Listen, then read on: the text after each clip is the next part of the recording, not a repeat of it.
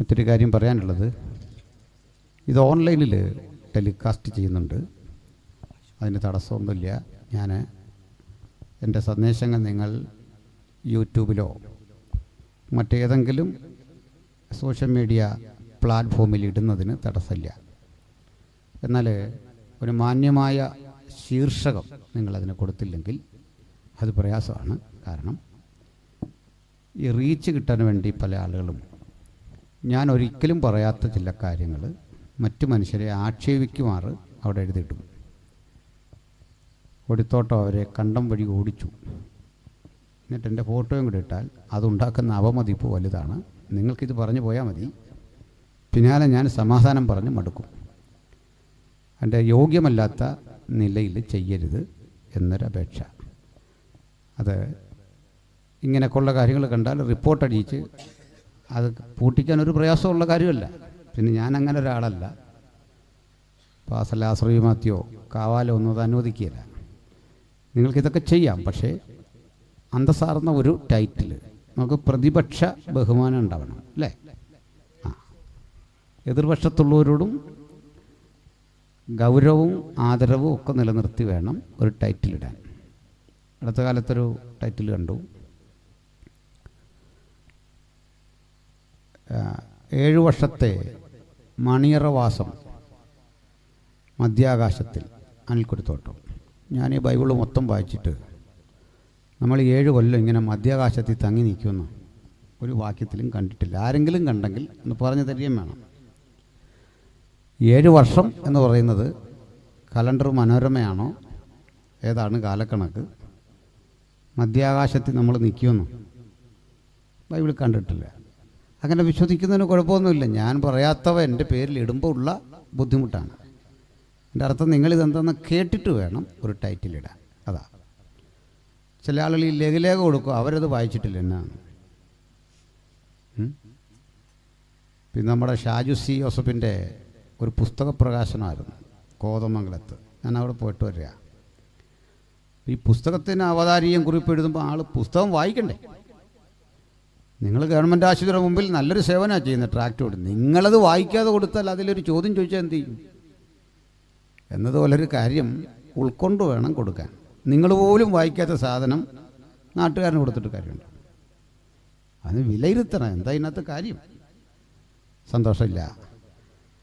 നമ്മളിവിടുന്ന് വായിച്ചിട്ട് വേണത് കൊടുക്കാൻ കൊള്ളാമോ? ഇതിനകത്ത് ഉപദേശമൊക്കെ ഉണ്ടോ, കാര്യങ്ങളൊക്കെ ഉണ്ടോ? അങ്ങനെ ഇല്ലെന്ന് തോന്നിയാൽ നിങ്ങൾ നല്ലത് എഴുതണം എന്നതുപോലെയാണ് ഈ കാര്യം. ഇനി നമുക്ക് വാക്യം എടുത്തെങ്കിൽ അന്ന് വായിക്കണം. എഫേഷ്യൻസ് 2:20, 21, 22. ക്രിസ്തു യേശു തന്നെ മൂലക്കല്ലായിരിക്കെ നിങ്ങളെ അപ്പോസ്തലന്മാരും പ്രവാചകന്മാരും എന്ന അടിസ്ഥാനത്തിന്മേൽ പണിതിരിക്കുന്നു. അവനിൽ കെട്ടിടം മുഴുവനും യുക്തമായി ചേർന്ന് കർത്താവിൽ വിശുദ്ധ മന്ദിരമായി വളരുന്നു.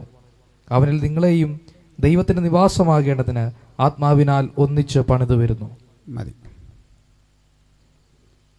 വളരെ പ്രസക്തമായ ഈ വചനത്തിൻ്റെ വിശകലനത്തിലേക്ക് നമുക്ക് കിടക്കാം. മക്കളോട് അടങ്ങിയിരിക്കണേ. ഹലോ, അടങ്ങിയിരിക്കണം. ഒന്നാമത് എനിക്ക് ആവശ്യത്തിന് പ്രയാസമുള്ള ഒരാളാണ്.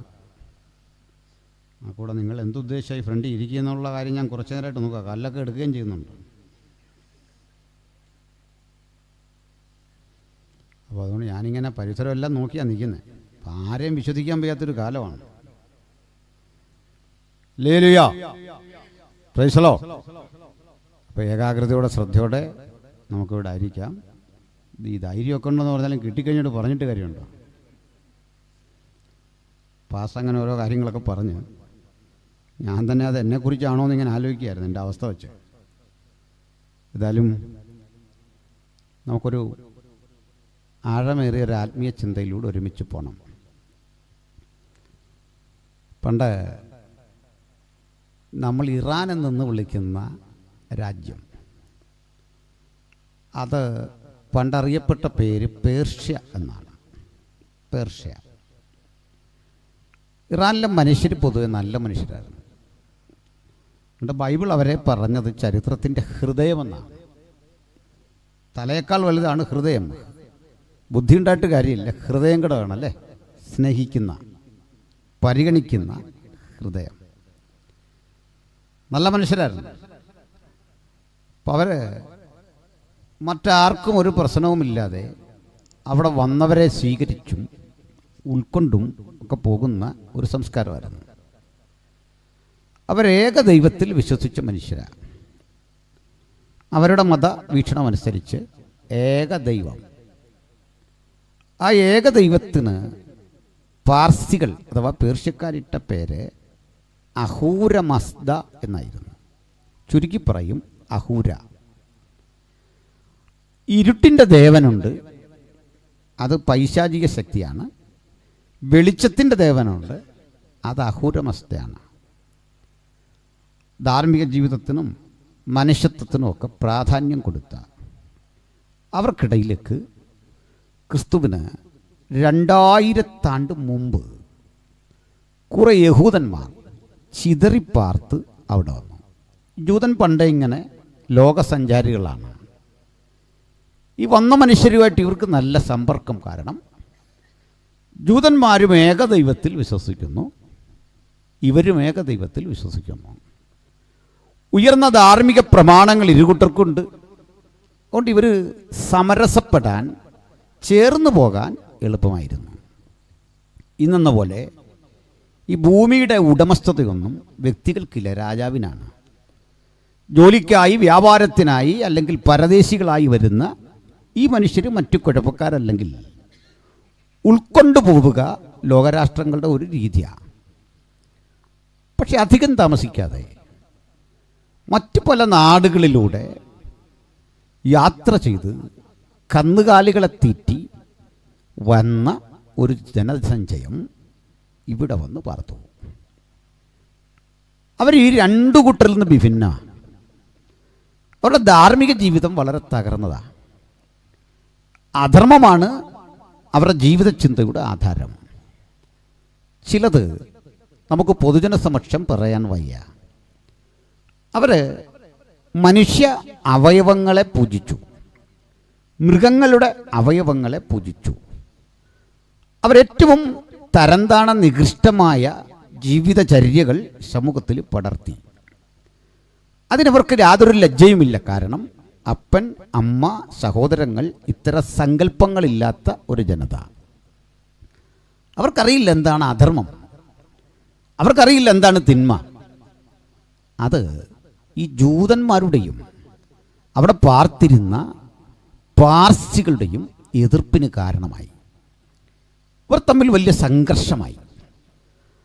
ആ സംഘർഷത്തിനൊടുവിൽ ഈ വന്ന മനുഷ്യർ അവിടെ നിന്ന് ആട്ടിപ്പായിച്ച്, അല്ലെങ്കിൽ അവർ പുതുവഴികൾ തേടി കാസ്പിയൻ കടൽ കടന്ന് ഇക്കരെ വന്നു. 2 ഗ്രൂപ്പായി അവർ പിരിഞ്ഞു. ഒരു കൂട്ടർ നേരെ പോയത് ഇന്ന് നമ്മൾ ജർമ്മനി എന്ന് വിളിക്കുന്ന സ്ഥലത്തേക്കാണ്. അടുത്തൊരു ഗ്രൂപ്പ് വന്നത് ഗതികേട് കൊണ്ടാകാം നമ്മുടെ ഇന്ത്യയിലേക്കാണ്. ഹിന്ദുക്കുഷ് പർവ്വത നിരകൾ കടന്നും ഖൈബർ ചുരം കടന്നും കന്നുകാലികളെ തെളിച്ച് നമ്മുടെ രാജ്യത്തെത്തിയ ആ ജനതയുടെ പേരാണ് ഇൻഡോ യൂറോപ്യന്മാർ. അതിൽ ഇൻഡോ യൂറോപ്യൻ എന്ന പദമൊക്കെ പിന്നെ വന്നതാണ്. അവർ നമ്മുടെ നോർത്ത് ഇന്ത്യയുടെ പല ഭാഗങ്ങളിൽ സെറ്റിൽഡായി. ഇന്ത്യക്ക് ആ കാലഘട്ടത്തിൽ ശ്രദ്ധേയാർഹമായ സംസ്കാരമുണ്ട്. ഇന്ത്യക്കാർ ദ്രാവിഡരാണ്. പ്രകൃതിയാണ് അവർ വർഷിപ്പ് ചെയ്തത്. മഴ, കാറ്റ്, കടൽ, മല, ഇങ്ങനെയൊക്കെയുള്ള പ്രകൃതിയെ ആരാധിച്ചു. പ്രകൃതിയെ പൂജിക്കുന്ന മനുഷ്യരെ കണ്ട് അപരിഷ്കാരികളാണെന്ന് നമുക്ക് തോന്നുമെങ്കിലും അതിലും മൃഗങ്ങളെയും ഇതര ജീവജാലങ്ങളെയും ഒക്കെ ആരാധിക്കുന്നവരെ വച്ചു നോക്കിയാൽ ദ്രവീഡിയൻസ് ഉയർന്ന ഒരു സംസ്കാരം പുലർത്തി. ജർമ്മനിയിലേക്ക് പോയവരെന്ത് ചെയ്തു? അവിടെയും ഇവരുടെ ആധ്യാത്മികതയുടെ ഒരു വലിയ പരിമിതി, അത് മനുഷ്യോന്മുഖമല്ല, അത് ഏകദൈവബോധത്തിൽ അധിഷ്ഠിതവുമല്ല. അത് ആക്രമണോത്സുകമാണ്. അങ്ങനെ അത്തരം സങ്കല്പങ്ങളിൽ എന്തെല്ലാമുണ്ട് എന്ന് പറയാനാവില്ല. എങ്കിലും ഇത് നമ്മൾ കാണുന്ന അജന്ത എലോറ ഗുഹകളുണ്ട്. അവിടെ കൊത്തിവെച്ചിരിക്കുന്ന ശില്പങ്ങൾ നിങ്ങൾ ഗൂഗിൾ ചെയ്താൽ കാണാം.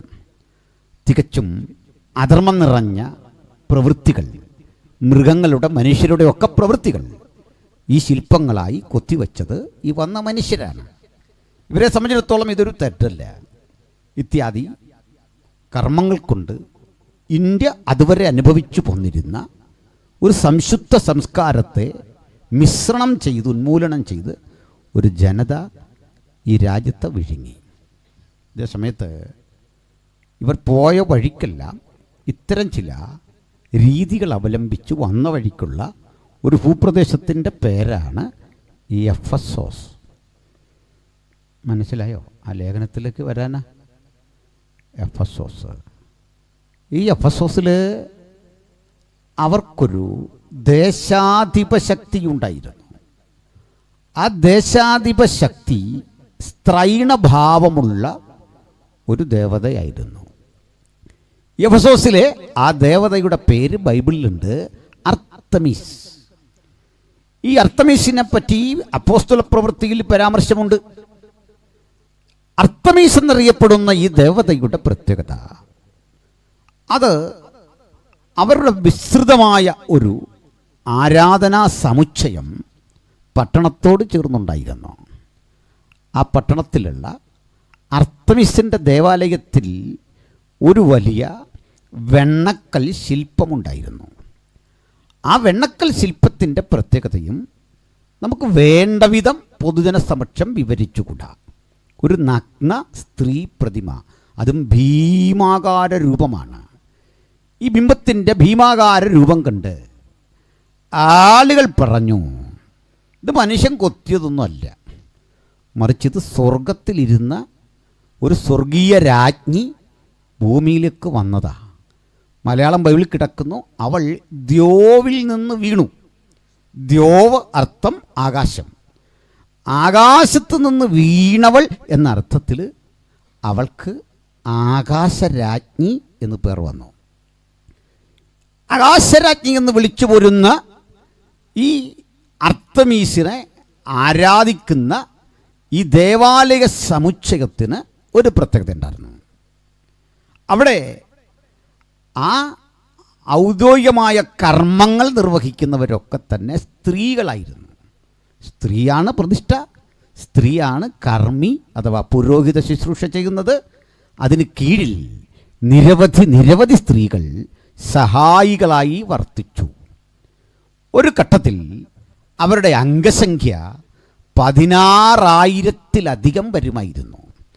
16,000-ലധികം സ്ത്രീകൾ ആരാധന നിർവഹിച്ചു പോരുന്ന ആ ദേവാലയ സമുച്ചയത്തിൽ ആരാധനയ്ക്കായി ആർക്കും വരാം, പുരുഷന്മാർക്കും വരാം. അവരുടെ ആരാധന രീതികളും അസന്മാർഗവൃത്തിയിൽ അധിഷ്ഠിതമായിരുന്നു. കാരണം അവർക്ക് അസന്മാർഗം എന്തെന്നറിയില്ല, തിന്മ എന്തെന്നറിയില്ല.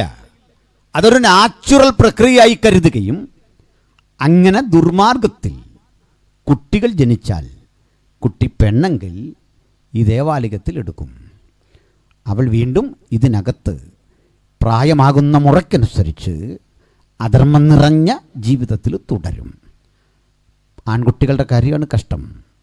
ഇവരെ തെരുവിലേക്ക് ഉപേക്ഷിക്കും. ചെളിവെള്ളം കുടിച്ചും ഓടയിൽ കിടന്നും ചില കുട്ടികൾ അതിജീവിക്കും, ചിലത് മരിക്കും. ഈ അതിജീവിച്ച കുട്ടികളുടെ കാര്യം അതിലും ഗതികേട്.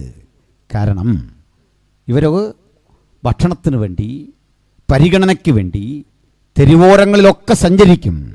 പ്രായപൂർത്തിയാകുന്നതോടുകൂടി പരിഗണിക്കാൻ ആരുമില്ലാതെ, സംരക്ഷിക്കാൻ ആരുമില്ലാതെ അവഹേളനം നേരിട്ട് അങ്ങനെ പോവുക വഴി അവർ കൊടും ക്രിമിനലുകളായി മാറും. ആ വലിയ അനാഥത്വം അവരെ ക്രിമിനലുകളാക്കി മാറ്റുമ്പോൾ അവരെ പരിഹസിച്ച് ആളുകൾ വിളിച്ചിരുന്ന ഒരു പേരുണ്ട്, അർത്തമിസിൻ്റെ മക്കൾ. ഇത് രണ്ടർത്ഥമാണ്. കേട്ടാൽ മനസ്സിലാക്കിക്കൊള്ളണം, ഞങ്ങൾ നിന്നെ ബഹുമാനിച്ചായി വിളിക്കുന്നേ. പക്ഷേ ആന്തരിക അർത്ഥം എന്തെന്നറിയണ്ടേ?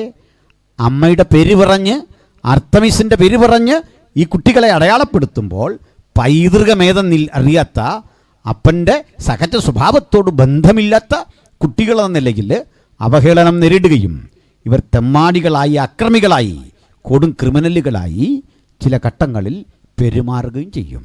ഈ സ്ഥലത്തിൻ്റെ പേരാണ് എഫെസോസ്. മനസ്സിലായല്ലോ? അവിടെ ചർച്ച് ഓഫ് ക്രൈസ്റ്റ് പണിതാൽ പാസ്റ്ററായിട്ട് ആര് പോകുമെന്ന് നമുക്കറിയണ്ടേ?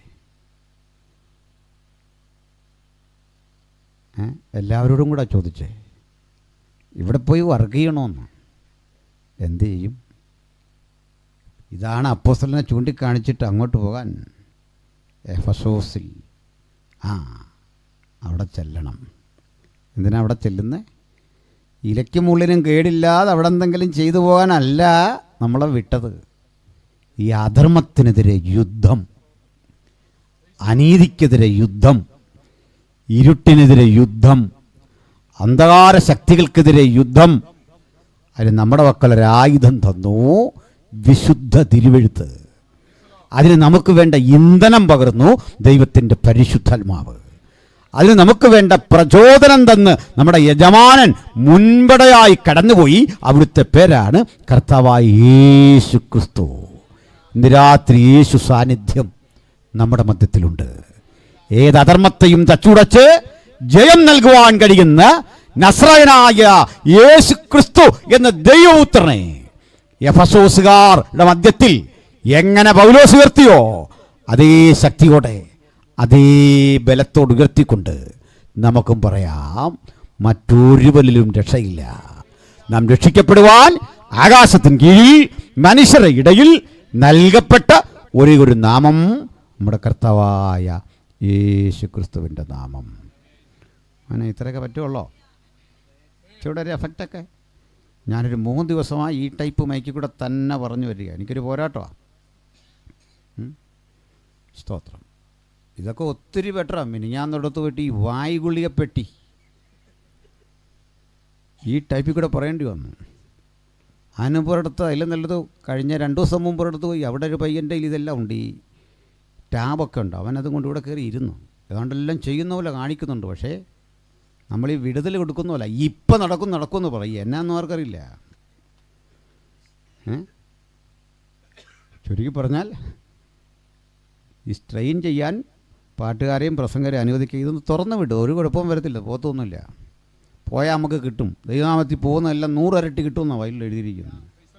ഹല്ലേലൂയ, സ്തോത്രം. അപ്പം നമുക്ക് അടുത്ത വിഷയത്തിലേക്ക് കൊണ്ടുവന്ന് പോകണം. എഫെസോസൊക്കെ മനസ്സിലായോ? ദൂരെയൊക്കെ കേൾക്കാമോ? അവിടെയൊക്കെ കേൾക്കാം. സ്തോത്രം. അപ്പോൾ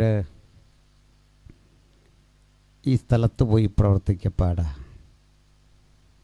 കാരണം ഇവിടെ ഈ സ്ഥലത്ത് പ്രവർത്തനം ആരംഭിച്ചത് നമ്മുടെ അപ്പല്ലോസാണ്.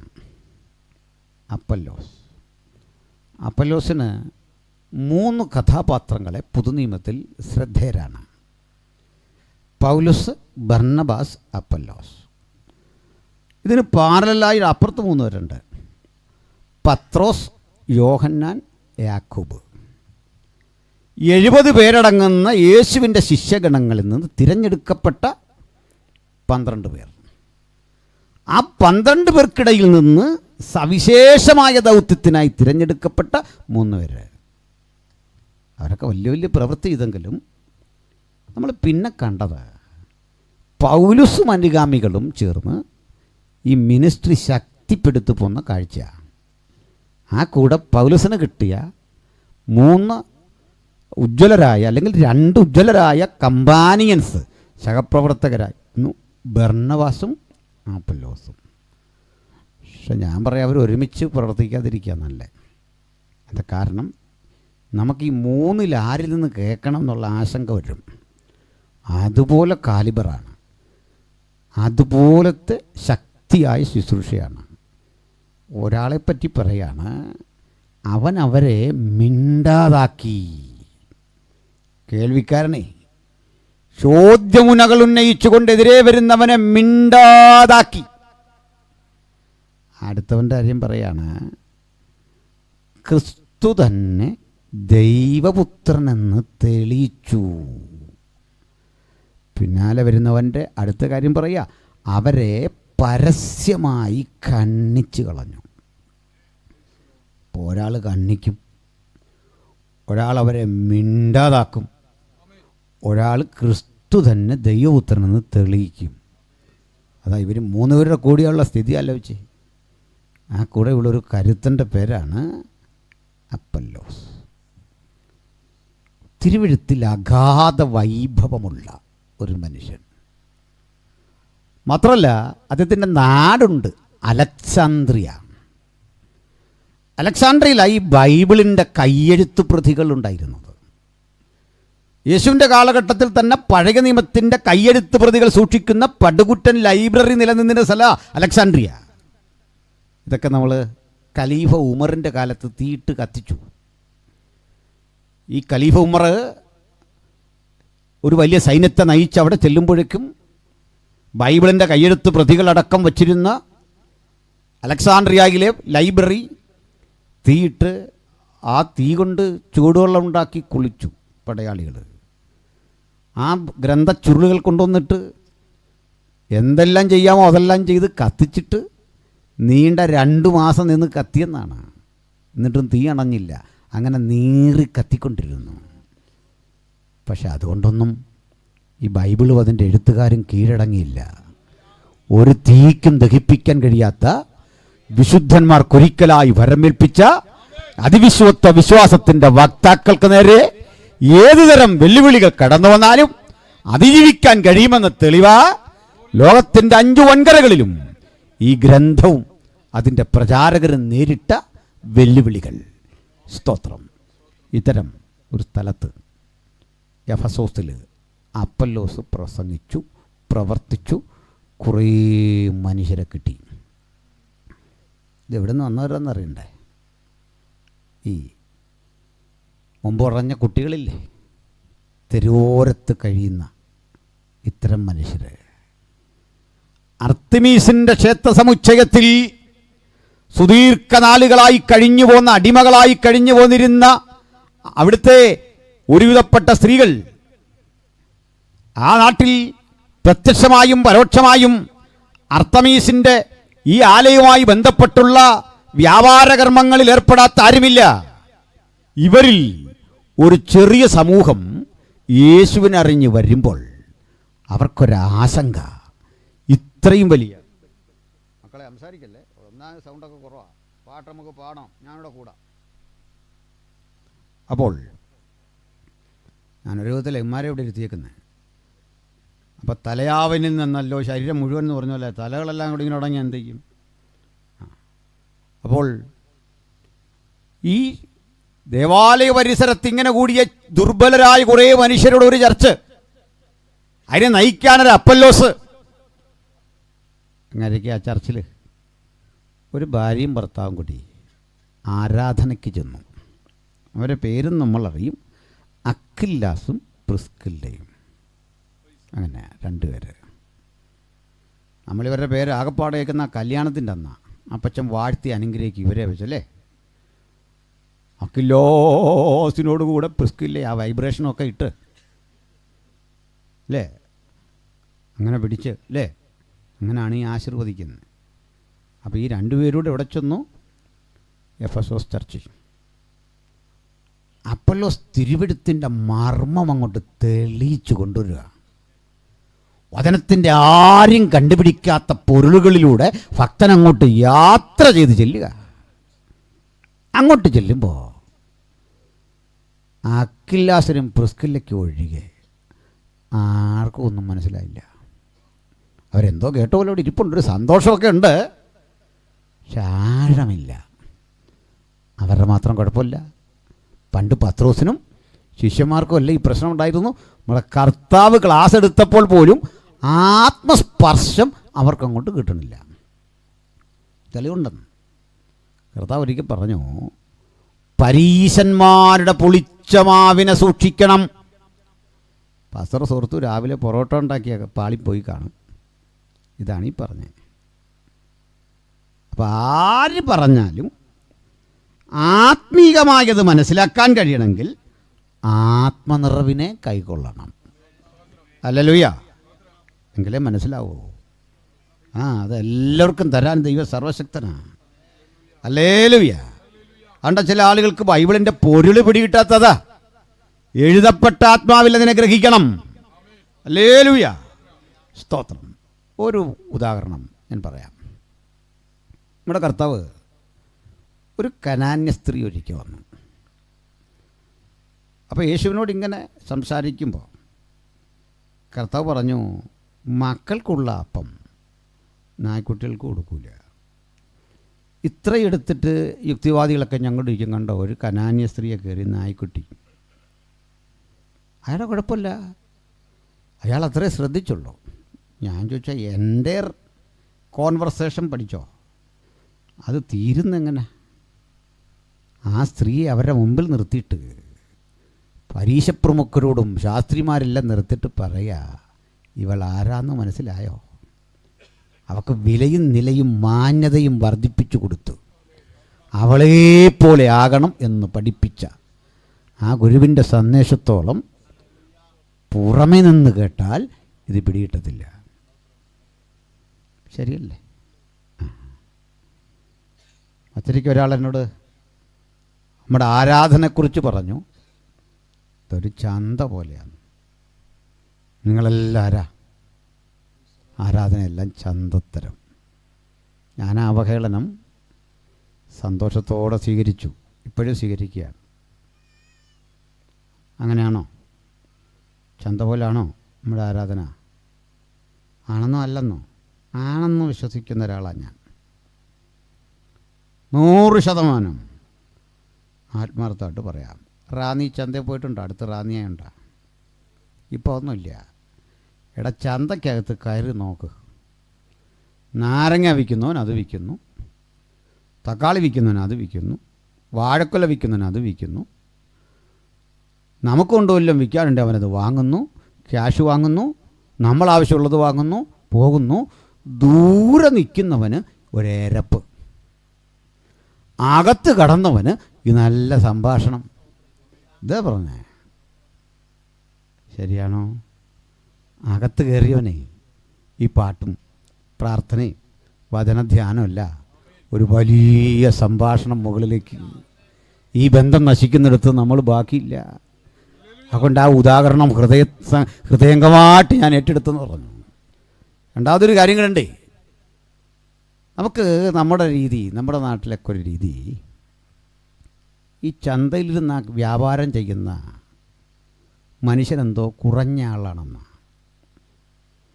ഓട്ടോറിക്ഷ ഓടിക്കുന്ന മനുഷ്യനെന്തോ കുഴപ്പമുള്ള കുറഞ്ഞ ആളാണ്, അയാളെ തന്നെ നിന്ദിക്കണം എന്ന് മനസ്സുകൊണ്ട് ചിന്തിച്ചു പോകുന്ന ആളുകളുണ്ട്.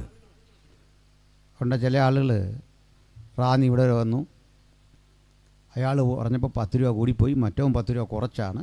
ആ പാവപ്പെട്ടവനെ അന്നേരം ആക്രമിച്ചില്ലെന്നേ ഉള്ളൂ. കഴിക്കട്ടെന്നേ ആ പുള്ളി ഒരു ചായ 10 ചോദിച്ചിട്ട് 20 കൊടുത്തേക്കണം. എന്താ കാര്യം?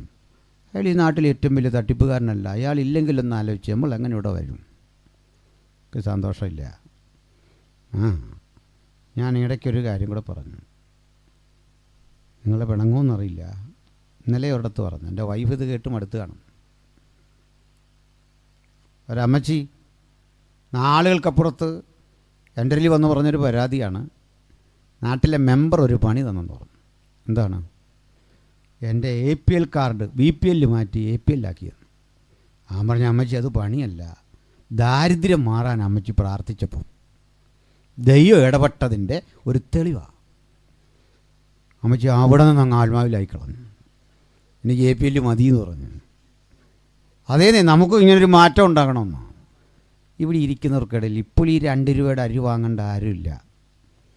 തീരെ അത്യാവശ്യക്കാരന് വേണ്ട അത്. കണ്ടോ? സന്തോഷമില്ല. എന്ത് കിട്ടിയാലും ഇനി പോരട്ടെ നല്ലെന്ന്. മനസ്സിലായോ? ശരിയാണോ? അപ്പോൾ 26ാമത് കൺവെൻഷൻ ഇങ്ങനെയൊക്കെ കുറേ തീരുമാനം എടുക്കണം. നമ്മുടെ മാത്രം ഗുണമല്ല, അയൽക്കാരൻ്റെ ഗുണം കൂടെ നോക്കണം. ആ വഴിയിരുന്ന് വണ്ടി ഇടിക്കുന്നതിൻ്റെ ഗുണം നോക്കണം. വാഹനം ഓടിക്കുന്നവൻ്റെ ബുദ്ധിമുട്ട് ഓർക്കണം. വേണ്ടേ? വേണമെന്ന്. എൻ്റെ കാരണം പറയാം. ഞാൻ അടുത്ത കാലത്തൊരു ചർച്ചയിൽ ഒരു മനുഷ്യനോട് ചോദിച്ചു, എൻ്റെ കയ്യിൽ പുരാണമുണ്ട്, ഇതിഹാസമുണ്ട്, തത്വമുണ്ട്, ഭയങ്കര ഋഷിമാരുടെ ആഴമേറിയ കണ്ടെത്തലുണ്ട്, എനിക്ക് തർക്കമൊന്നുമില്ല. പക്ഷെ പണിയെടുത്ത മനുഷ്യനെ ആദരിച്ച് ബഹുമാനിച്ച ഒരു ശ്ലോകം ഒന്ന് പാടാൻ പറഞ്ഞു. മനസ്സിലായില്ലേ? മനസ്സിലായില്ല? പറയാം. ഈ പന്തലിട്ടവനെ, ഈ സ്റ്റേജ് ഇട്ടവൻ കുറഞ്ഞ ആളും ഇവിടെ നിൽക്കുന്ന ഞാനെന്തോ വലിയ പുള്ളി നല്ല കർത്താവ് പഠിപ്പിച്ചേ. എത്ര പേരുടെ കഷ്ടപ്പാടില്ല ഞാനിവിടെ നിൽക്കുന്നേ. മനസ്സിലാകുന്നുണ്ടോ? മഴ വരും. മഴ വരുമ്പോൾ ഞാനിവിടെ വന്നിട്ട് ചോദിക്കുന്നതേ, ഒരു പന്തലിട്ട് കൂടായിരുന്നോ? പക്ഷെ പന്തലിടാൻ കഷ്ടപ്പെട്ടവരും പണിയെടുത്തവരും പ്രാർത്ഥിച്ചവരുമായ മാറി അദൃശ്യരായി നിൽക്കുന്ന കുറേ മനുഷ്യരുടെ വിയർപ്പും അധ്വാനവും ഇതിൻ്റെ പിന്നിലുണ്ടെന്ന്. അങ്ങനെയാ. പണിയെടുത്തവനെ ബഹുമാനിക്കണ്ട, അവനെ അപമാനിച്ചത് ഇഷ്ടം പോലെ ഞാൻ പറഞ്ഞുതരാം. ശ്ലോകത്തിലൊക്കെ ഉണ്ട് പണിയെടുക്കുന്നതിനെ അപമാനിച്ച 100 ആശയങ്ങൾ. ഞാൻ പറയുന്നൊരു ഉദാഹരണം പറയാം. കുപ്പിവെള്ളം വാങ്ങി കുടിച്ചു. കുപ്പിയെടുത്ത് ഞാൻ ഇവിടേക്ക് ഇട്ടു. ഈ കുപ്പിയിട്ട് എന്നെ നിങ്ങൾ എങ്ങോട്ട് മാറ്റിയിട്ടാ, അല്ലെ ചായ കുടിച്ചിട്ട് പ്ലാസ്റ്റിക് ഗ്ലാസ് ഇട്ടാ എന്നെ നിങ്ങൾ പാസ്റ്ററേ, സാറേ എന്നൊക്കെയാണ് വിളിക്കുക, അല്ലെ ബ്രദറെ എന്നൊക്കെയാണ് വിളിക്കുക. അല്പം കഴിഞ്ഞാൽ കുപ്പി പെറുക്കാൻ വേണ്ടി കുറേ പാവം മനുഷ്യർ വരും, ഹരിതകർമ്മ സേനയുടെയൊക്കെ, അല്ലേ? 50 രൂപ അവരുടെ ഫീസ്. അവർ വീട്ടിൽ കൊണ്ടുമല്ല, പഞ്ചായത്തിലാണ്. അവരോട് ചൂടാകാതെ പഞ്ചായത്തിൽ ചെന്ന് പറ. അപ്പോൾ ഈ ഫീസ് ഇങ്ങോട്ട് പറഞ്ഞു വിട്ട് അവിടെ ഇരിക്കുന്ന സെക്രട്ടറി സാറും ഇവിടെ മാലിന്യം ഇട്ടിട്ട് പോയ ഞാൻ സാറ് പെറുക്കാൻ വന്നോ മോശം. ഇതാ ഇന്ത്യയിൽ പറ്റിയ ഏറ്റവും വലിയ പരാജയം. ഇന്ത്യക്കാരന് പറ്റിയ ഏറ്റവും വലിയ പരാജയം തൊഴിലിനെ ബഹുമാനിച്ചില്ലെന്ന്. ഒന്നുകൂടെ പറഞ്ഞോടെ വിടാം. പണിയെടുത്തവനെ, കെട്ടിടം കെട്ടിപ്പൊക്കിയവനെ, ഒളിയും ചിന്തേരും ഉൽപ്പാദിപ്പിച്ചവനെ, രമ്യകർമ്മങ്ങൾ പടുത്തുയർത്തിയവനെ, വയലേലകളിൽ പണിയെടുത്ത് പൊന്നു വിളയിച്ചവനെ അവഹേളിച്ചൊരു കൾച്ചറാണ് ഇന്ത്യക്കാരൻ വർഷങ്ങളായി സൂക്ഷിച്ചേ. ഞാനിത് പറയുമ്പോൾ പരിഭവമുള്ളവർ അങ്ങനെ അല്ലെന്ന് പറഞ്ഞിട്ട് തെളിവെടുത്ത് തന്നാൽ മതി, പ്രശ്നം തീർന്നു. അങ്ങനെയല്ല. ആഹാരം വിളയിച്ചവനെ, പണിയെടുത്തവനെ, കഷ്ടപ്പെട്ടവനെ ആദരിച്ചില്ല എന്ന് മാത്രമല്ല നന്നായിട്ട് അവഹേളിച്ചു. ഇപ്പോൾ പിള്ളേരൊന്നും ഈ പണിക്കില്ല. എന്താണ് ഈ പണിയെടുത്തവൻ അന്ന് പറഞ്ഞൊരു കാര്യം, എനിക്കോ ഈ ഗതി പറ്റി, മക്കൾക്കിത് പറ്റരുത്, അതിന് പകരം ഈ ഭായി വന്നിറങ്ങി. മനസ്സിലായോ?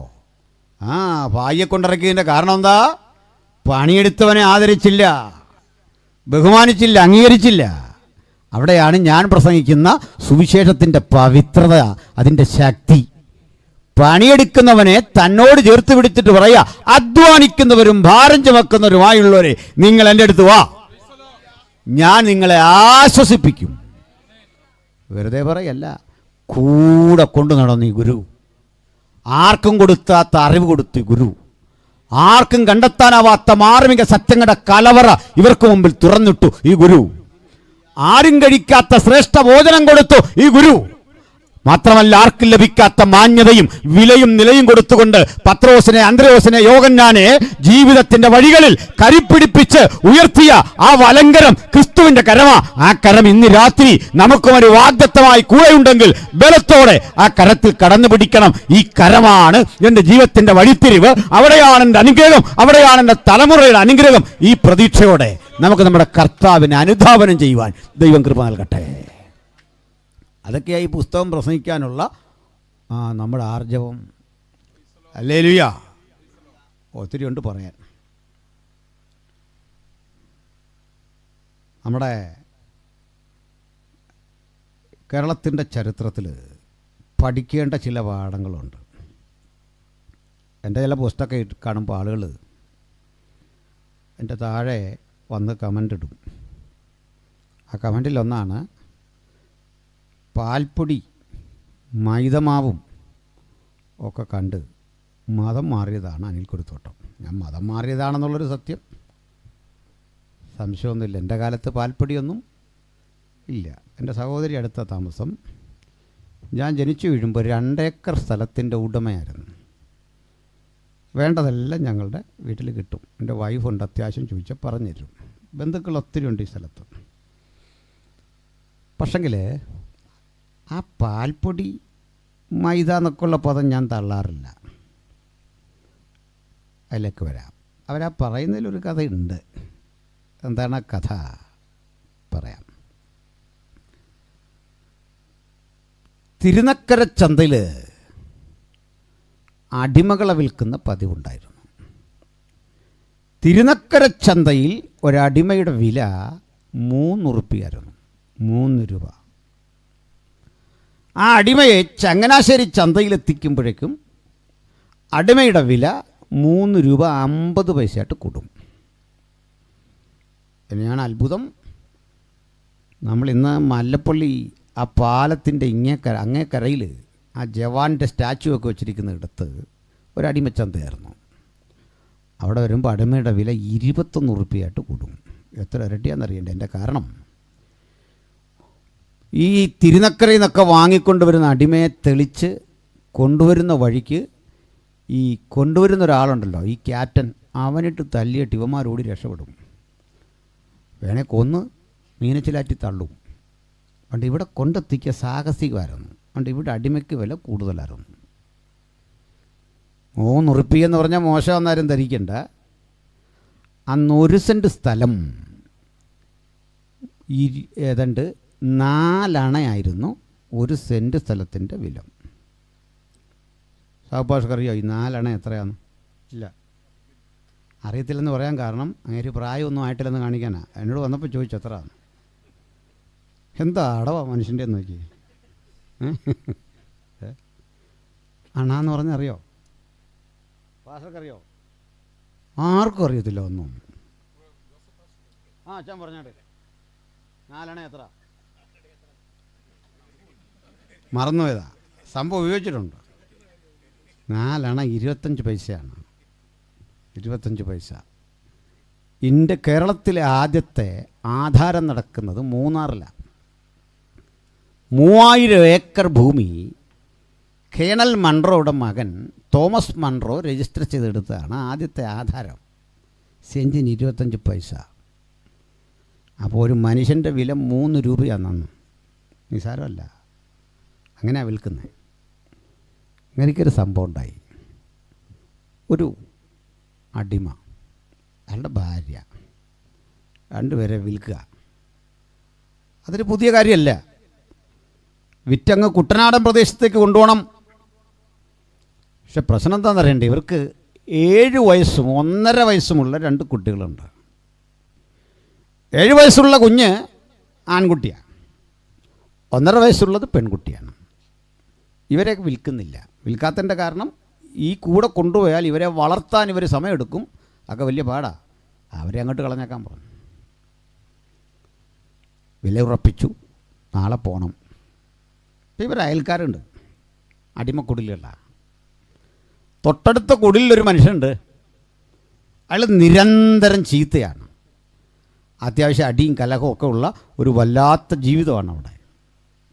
തമ്മിൽ ഏറ്റുമുട്ടും, തെറി പറയും, ആക്രമിക്കും. ഇങ്ങനെയൊക്കെ പോകുന്ന അടിമക്കുടിലുകളാണ്. പക്ഷെ നാളെ പോകുമ്പോൾ ഒന്ന് പറഞ്ഞേക്കാം, ശത്രുവാണെങ്കിലും ഇനി കാണത്തില്ലല്ലോ. ആ രാത്രി ചെന്ന് വിളിച്ചു. അവൻ ഇറങ്ങി വന്നു. ക്ഷുഭിതനായി പുറത്തേക്ക് ഇറങ്ങി വന്നാ ആര് പറഞ്ഞു, കൂട്ടുകാരാ, ഞങ്ങൾ നാളെ ഇവിടുന്ന് പോവാ. ഞങ്ങളെ യജമാനം വിറ്റു. അതുവരെ ചീത്ത പുലമ്പിയ ആക്ഷേപിച്ച മനുഷ്യൻ്റെ കണ്ട വിടറി. അയാൾ കരഞ്ഞ ഉച്ചത്തിൽ ഇറങ്ങി വന്ന് കെട്ടിപ്പിടിച്ചു. കഥകളെല്ലാം കേട്ടിട്ട് അയാളുടെ ഭാര്യയും വന്നു. 2 കുഞ്ഞുങ്ങളുണ്ട്. ഇന്നലെ വരെ ചീത്ത പറഞ്ഞ് ഏറ്റുമുട്ടിയ ആ മനുഷ്യൻ പറയാ, മക്കളെങ്ങി തന്നേക്ക്, ഞങ്ങൾ നോക്കാം പൊന്നുപോലെ. ഞങ്ങൾ വേണ്ടതൊക്കെ കൊടുക്കാം. നുള്ളി മേലിൽ നോക്കില്ല. ഇവിടുത്തെ കുഞ്ഞിനെ തല്ലിയാലും അതിനെ തല്ലത്തില്ല. ഉറപ്പാ. നിങ്ങൾ പൊക്കോ. എന്ത് മനസ്സിലായെന്നറിയണ്ടേ? ഇങ്ങനൊക്കെ പറയുന്ന കുറേ മനുഷ്യർ ഇന്നും നമ്മുടെ നാട്ടിലുണ്ട്. കാര്യത്തോടെടുക്കുമ്പോൾ അവർ നല്ല മനുഷ്യരാണ്. നീ അവൻ്റെ ഉള്ളിലൊരു നന്മയുണ്ടല്ലേ. ഹായ് പറഞ്ഞു പോകുന്ന ബന്ധത്തിനപ്പുറത്ത് ഇവനിലൊരു മനുഷ്യത്വമുണ്ട്. ചീത്ത പറഞ്ഞു കാണും, അടിച്ചു കാണും, പുലഭ്യം പറഞ്ഞു കാണും, പക്ഷെ അവനിൽ എവിടെയോ കുടിയിരിക്കുന്ന ഒരു മനുഷ്യത്വം. അവനെ കുഞ്ഞുങ്ങളെ വാങ്ങി നേരം വെളുക്കുക. ആ രാത്രിക്ക് ദൈർഘ്യമേറെയാ. നേരം വെളുത്തു. 5:30 മണിക്ക് കുഞ്ഞുങ്ങളെ രണ്ടുപേരെയും അമ്മ കുളിപ്പിച്ചു. ഇളയ കുഞ്ഞിന് കുളിക്കണമെന്നില്ല, കാരണം ഉറക്കം, കരയാതെ കിടന്നു. എങ്കിലും അമ്മ കുളിപ്പിച്ചു. കാരണം അത് ഒടുവിലത്തെ കുളിയാ.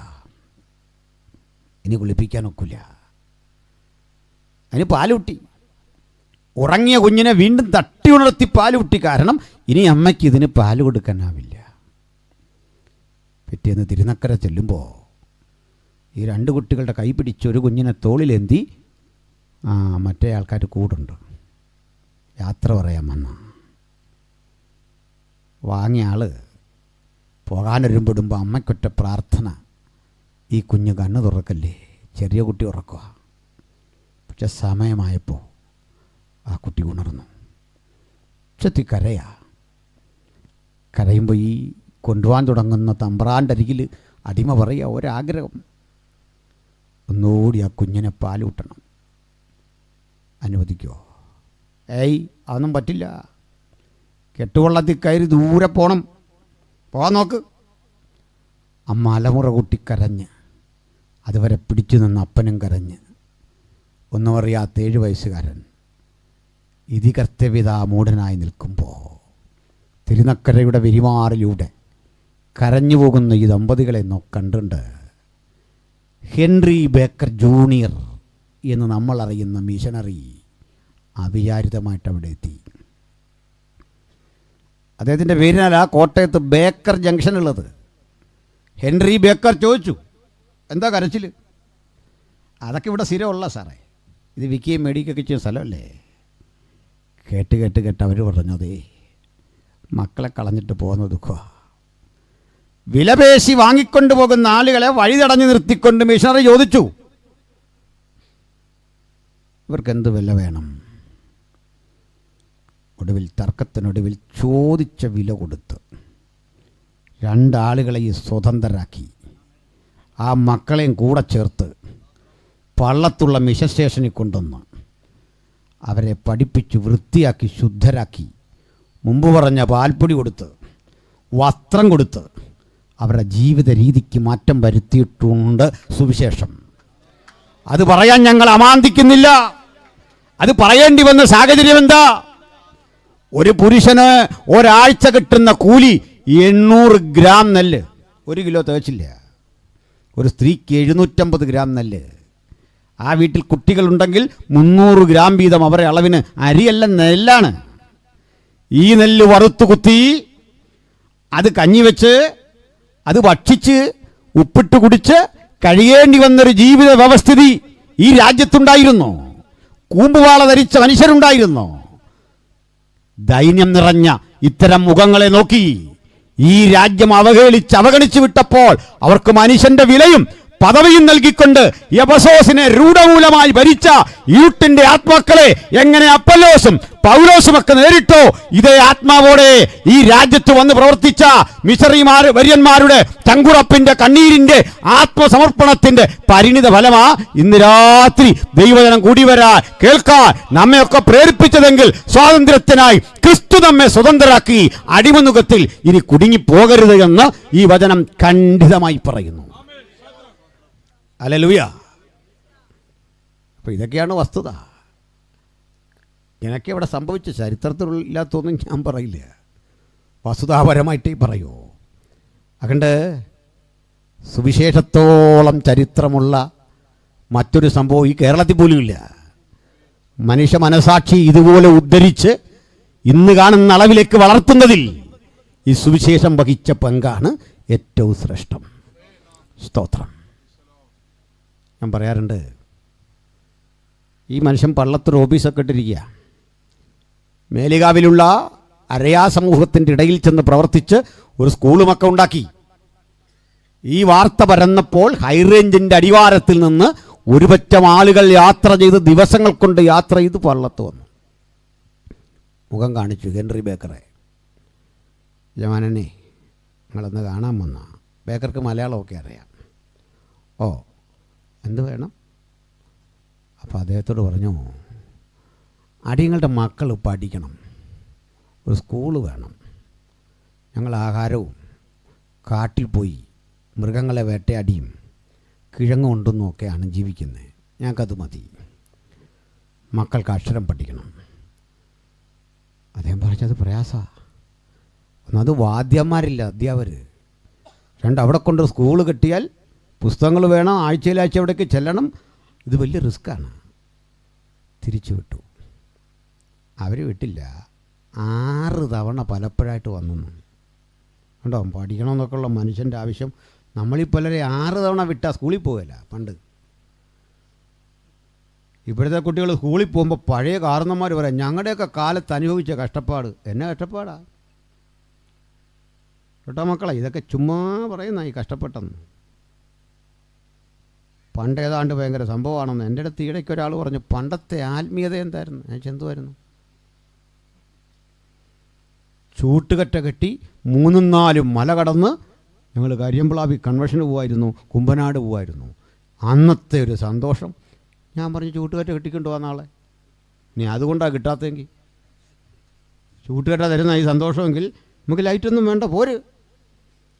അപ്പോൾ അതൊന്നും അല്ല കാര്യം. ഒരു പാട്ടിനകത്തില്ല, പണ്ടെങ്ങാണ്ടൊരു നാടുണ്ടായിരുന്നേ, അന്നും പല മതം ഉണ്ടായിരുന്നേ, അന്ന് സൂപ്പറായിരുന്ന. ചുമ്മാ പറയാ. മനുഷ്യന് മനുഷ്യത്വം വന്നതേ, തലയ്ക്ക് വെളിവ് വന്നതേ, വിവേകം വന്നതേ, അക്ഷരത്തിൻ്റെ തീപ്പന്തങ്ങൾ ആളിക്കത്തി. ആ തീപ്പന്തം ആളിക്കത്തിച്ചത് ഈ വചനമാണ്. ഒത്തിരി പറയാനുണ്ട്. ഹല്ലേലൂയ. ഞാൻ പറയട്ടെ. അപ്പോൾ 6 തവണ വന്നു. 6ാം തവണ വരുമ്പോൾ ഈ ഹെൻറി ബേക്കർക്ക് വായിച്ചുകൊണ്ടിരുന്നൊരു വചനം ഉണ്ടായിരുന്നു. ഇനിയും ഞാൻ ഈ വിധവയുടെ പ്രതിക്രിയ നടത്തി കൊടുക്കുന്നില്ലെങ്കിൽ അവൾ എൻ്റെ മുഖത്തടിക്കും. ആ വചനം അറിയാമല്ലോ. ഇത് വായിക്ക് വേണ്ടി കക്ഷികൾ വന്നു. ആര് പറഞ്ഞു? യജമാനനെ ഞങ്ങൾ കൊണ്ടുപോകാനാ വരണം. പുള്ളിയും പറഞ്ഞ് പോയേക്കാം. മുള വെച്ച് കെട്ടി, അതിൽ കസേര വെച്ച് കെട്ടി ഹെൻറി ബേക്കറോട് കയറിയിരിക്കാൻ പറഞ്ഞപ്പോൾ പുള്ളി പറഞ്ഞ് നടന്നോളാം. ഇവർ ചിരിച്ചുകൊണ്ട് പറഞ്ഞ, യജമാനെ നടക്കുകയില്ല. കാടും പള്ളയും കടന്ന് മൃഗങ്ങളോട് പൊരുതി ഇഴജാതികളോട് പോരാടി വരുന്ന വരവാ, ഏതായാലും ഇതിരിക്കട്ടെ. ബേക്കർ കുറേ നടന്നു, പിന്നെ ഇതിലിരുന്നു, ബിസ്ക്കറ്റ് കഴിച്ചു, പോയ വഴിക്ക് കട്ടൻ തിളപ്പിച്ച് കുടിച്ചു. ഇങ്ങനെ പോവാ. നടന്ന് 2-3 ദിവസം എടുത്തൊരു പ്രഭാതത്തിൽ ഒരു നദിയുടെ തീരത്തെത്തുമ്പോൾ ധാരാളം വെള്ള നിറമുള്ള പക്ഷികൾ പറന്നു പോന്നു. ബേക്കർക്ക് മലയാളം അറിയാമെങ്കിൽ ഈ പക്ഷിയുടെ പേര് മലയാളത്തിൽ അറിയില്ല. സ്വാൻ എന്ന ഇംഗ്ലീഷിൽ പറയുക. അദ്ദേഹം പറഞ്ഞു, നിങ്ങളുടെ നാട്ടിൽ ഈ പക്ഷിക്ക് എന്ത് പറയും? നിങ്ങളെന്താ വിളിക്കുന്നത്? ആര് പറഞ്ഞു? മുണ്ടി. അങ്ങനെ മുണ്ടികൾ പറക്കുന്ന ആ സ്ഥലത്തിന് അങ്ങേരൊരു പേരിട്ട മുണ്ടിക്കയം.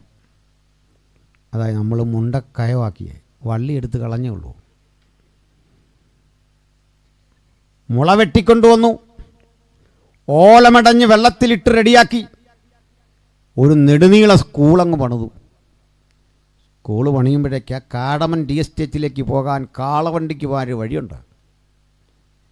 ഹെൻറി ബേക്കർ മുമ്പ് പറഞ്ഞ കേണൽ മൺറോയെ വിളിച്ചു, നമുക്ക് ഈ വഴിയൊന്ന് വിശാലമാക്കണം, വേറൊന്നിനല്ല. സ്കൂളിലെ പുസ്തകം കൊണ്ടുവരണം, ഗോതമ്പ് മാവ് കൊണ്ടുവരണം, ആട്ട കൊണ്ടുവരണം, കുട്ടികൾക്ക് ഫുഡ് കൊടുക്കണം. അന്നത്തെ കുട്ടികളുടെ വേഷം എല്ലാം കൂമ്പുപാളയാണ്, അതൊക്കെ കളഞ്ഞിട്ട് നല്ല വസ്ത്രം കൊടുക്കണം. മനസ്സിലായോ? ഇന്ത്യക്ക് ഭയങ്കര സംസ്കാരമായിരുന്നു, പക്ഷേ കൂമ്പുപാള കളഞ്ഞിട്ട് അധികം നാളായില്ല. എന്നിട്ട് പറയാം, എന്തൊരു സന്തോഷമായിരുന്നു പണ്ടത്തെ ഇന്ത്യയിൽ. പണ്ടെങ്ങാണ്ടൊരു നാടുണ്ടായിരുന്നു, അച്ഛൻ എടുത്തോ, ഞങ്ങൾക്ക് വേണ്ട, മുൻകാല പ്രാബല്യത്തോടെ നിനക്ക് തിരിച്ചു തന്നേക്കോ, കൊണ്ടുപോ. നമുക്ക് ഈ പാൻറ്റും ഷർട്ടും മുണ്ടും ഒക്കെ ഉള്ള പുതിയ ലോകത്തോടാണ് താല്പര്യം, കമ്പ്യൂട്ടറൊക്കെ ഉള്ള പുതിയ ലോകത്തോട്. സന്തോഷമില്ലേ? സന്തോഷമില്ല? പിന്നെ പറയാൻ കാരണമുണ്ട്. നമ്മളീ നിലത്തെ മണൽ വാരിയിട്ട് തറ, പറ, പന എന്നൊക്കെ പഠിച്ചു കൊടുക്കുന്നുണ്ടോ? ഓലയിൽ എഴുതി പഠിച്ചു കൊടുക്കുന്നുണ്ടോ? അച്ഛനൊന്ന് ഓലയെ പഠിച്ചിട്ട് പോലും സമ്മതിക്കുന്നില്ല. സാവുപാഷ് അടുത്തിരുന്ന് ആ ഒരു സ്പിരിറ്റ് കയറിയതാണ്. എന്നാൽ ആദ്യം ഒന്ന് പറയാൻ നോക്കിയിട്ടോ, പാളിപ്പോയി. അണാടെ കണക്കിൽ വീട്ടിലേക്ക് പോട്ടെ. ഈ മണലെ നമ്മളിരുന്ന് എഴുതി പഠിക്കുന്നതിൻ്റെ 1000 കൊല്ലം മുമ്പ് സായിപ്പിന് കേംബ്രിഡ്ജ് യൂണിവേഴ്സിറ്റി ഉണ്ടായിരുന്നു അവിടെ ഇംഗ്ലണ്ടിൽ. ലണ്ടൻ സ്കൂൾ ഓഫ് എക്കണോമിക്സ് ഉണ്ടായിരുന്നു അന്ന്. അവിടെ പഠിച്ച അംബേദ്കറും ഒക്കെ, അവിടെ പഠിച്ച നെഹ്റു.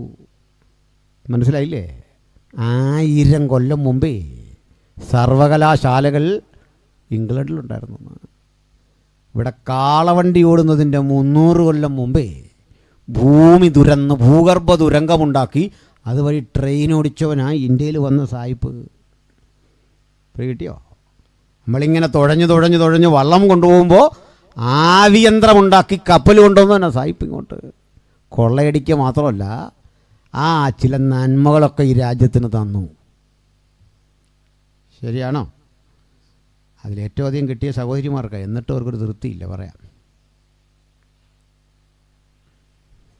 എല്ലാം തന്നെ പറയണേ വലിയ പാടാ. റോഡ് പണിയാൻ വേണ്ടി തിരുവനന്തപുരത്ത് ആളെ വിളിച്ചു. മൺട്രോ ദിവാനായിരിക്കുമ്പോൾ സഹോദരിമാരെ മുമ്പ് പറഞ്ഞല്ലേ, മേൽവസ്ത്രമില്ല. കൂമ്പുവാള ധരിച്ചു വരുന്ന സ്ത്രീകളെ കണ്ട് അദ്ദേഹത്തിന് വിഷമം തോന്നിയിട്ട് അവർക്കൊക്കെ വസ്ത്രം കൊടുത്തു. ഈ വസ്ത്രം ധരിച്ചുകൊണ്ട് ആൾ പുറത്തേക്ക് ഇറങ്ങിയപ്പോൾ അടി തുടങ്ങി. ശൂദ്രപ്പട ഇറങ്ങി അടിച്ചു, തലങ്ങും വിലങ്ങും അടിച്ചു. അത് പിന്നെ പോട്ടെ. കേണൽ മൺട്രോ വൈകിട്ട് കൂലിയും കൊടുത്തു. കൂലി കൊടുത്തു. സ്ത്രീകൾക്കൊക്കെ ഈ പൈസ ആദ്യമായിട്ട് കിട്ടുക. ജീവിതത്തിലാദ്യം കൂലിപ്പണി ചെയ്ത് പൈസ കിട്ടിയത് സായിപ്പ് വന്ന ശേഷമാണ്. അതിന് ഊഴിയ വില എന്ന് പറയും. ഭക്ഷണം പണി ചെയ്താൽ ഭക്ഷണം കിട്ടും. ഇതാ സ്ഥിതി. പുരുഷന്മാർക്കൊരു പ്രശ്നമുണ്ടായി. ജീവിതത്തിലാദ്യം കൂലി കിട്ടിയതല്ലേ, ഇതുകൊണ്ട് പോയി ഷാപ്പിൽ കയറി ശരിക്കങ്ങ് മിനുങ്ങി. ഷാപ്പിൽ കയറി കുടിച്ചിട്ട് ഇന്നലത്തെ അടി, സ്ത്രീകളെ അടിച്ച വിഷമം എല്ലാം കൂടെ ഓർത്ത് കവടിയാർ കൊട്ടാരത്തിൻ്റെ മുമ്പിൽ നിന്ന് തെറി അങ്ങ് തുടങ്ങി. രാജാവിനെ തെറിയ. പടയാളിൽ വന്നിട്ടൊന്നും രക്ഷയില്ല. അപ്പോൾ ചില ആളുകൾ ഫോമിലായി കഴിഞ്ഞാൽ ഉദ്ദേശിക്കുന്നത് തീരുകയല്ല. അതാ കാര്യം. ഞാനിടയ്ക്ക് ഈ പ്രാർത്ഥനയും യോഗമൊക്കെ ഉച്ചത്തില്ല, സൗണ്ട് താക്കണമെന്ന് പറഞ്ഞപ്പോൾ ഞാനൊരുത്തിനോട് അതൊക്കെ ഇങ്ങനെ ചോദിച്ചു, ഇവിടെ ഈ അയൽക്കാരൻ തെറി പറയുമ്പോൾ ആലഞ്ചെന്ന് പറയും, ഇച്ചിരി സൗണ്ട് താത്ത് തെറി പറയാൻ പറയുമോ? പ്രാർത്ഥന മാത്രമാണ് സഹിക്കാത്ത. പ്രാർത്ഥന, പാട്ട്, യോഗം ഒന്നും സഹിക്കില്ല, അതിൻ്റെ സൗണ്ട് താക്കണം. ഞാൻ പറഞ്ഞപ്പോൾ ഇവൻ്റെ മറുപടി കേൾക്കണോ? അച്ഛാ അതേ, തെറി പറയുമ്പോൾ അതിനൊരു പഞ്ച് കിട്ടണമെങ്കിൽ ആ സൗണ്ടിൽ പറയണമെന്ന്. ഇവിടെ കൊലുത്തം പറഞ്ഞു, ഞങ്ങളൊരു ഗുമ്മ് കിട്ടാൻ പറഞ്ഞാൽ എന്ന് പറഞ്ഞ പോലെ ഇന്നൊരു ഗുമ്മ് കിട്ടണം, എന്ത് ചെയ്യണം? ആ രീതി പറയണമെന്നാ. ചുരുക്കി പറഞ്ഞാൽ ഇതാ സ്ഥിതി. കവടിയാർ കൊട്ടാരത്തിൽ രാജാവിനെ തെറി പട്ടാളം പറഞ്ഞിട്ടൊന്നും കേൾക്കുന്നില്ല. ജനങ്ങൾ സംഘടിച്ച്. ഇതാ നമ്മൾ ചരിത്രത്തിൽ അറിയപ്പെടുന്ന മാറുമറയ്ക്കൽ സമരവും ചാന്നാർ ലഹളയുടെ ഒക്കെ ഒരു സംക്ഷിപ്തമാണ് പറഞ്ഞത്. ഇത് നടക്കും ഇവിടെ. അതുകൊണ്ട് ഈ കോട്ടയം മുതൽ അങ്ങ് മുണ്ടക്കയം വരെ പോകാൻ, അവിടുന്ന് കുമളി വരെ പോകാൻ ആ പാത വിശാലമാക്കി. എന്തിനാ? പുസ്തകം കൊണ്ടുവരണം, പള്ളിയിലേക്ക് വേണ്ട സൗകര്യങ്ങൾ കൊണ്ടുവരണം, പുരോഹിതൻ ആഴ്ചയിലാഴ്ച വരണം, താമസിച്ച് പഠിപ്പിക്കുന്ന വാദ്യാന്മാർക്ക് കൊടുക്കാൻ ഭക്ഷണം വേണം, സാധാരണ മനുഷ്യന് കൊടുക്കാൻ മുമ്പ് പറഞ്ഞ പോലെ ഈ ഗോതമ്പൊടിയൊക്കെ വേണം. ഇത് കൊണ്ടെത്തിക്കാൻ വേണ്ടി ഉണ്ടാക്കിയ റോഡിൻ്റെ പേരാണ് ഈ KK റോഡ്. അതിൻ്റെ സൈഡിലെങ്ങാണ് നമ്മൾ ഇന്നൊരു പരസ്യവും നടത്തുമ്പോൾ എമാർ വന്നിട്ട് പറയാ, നിർത്താൻ പോടാ, നീ ആര്? ഇവിടെ നിൽക്കാൻ എനിക്കുള്ള ആർജവും നിനക്കായിട്ടില്ല.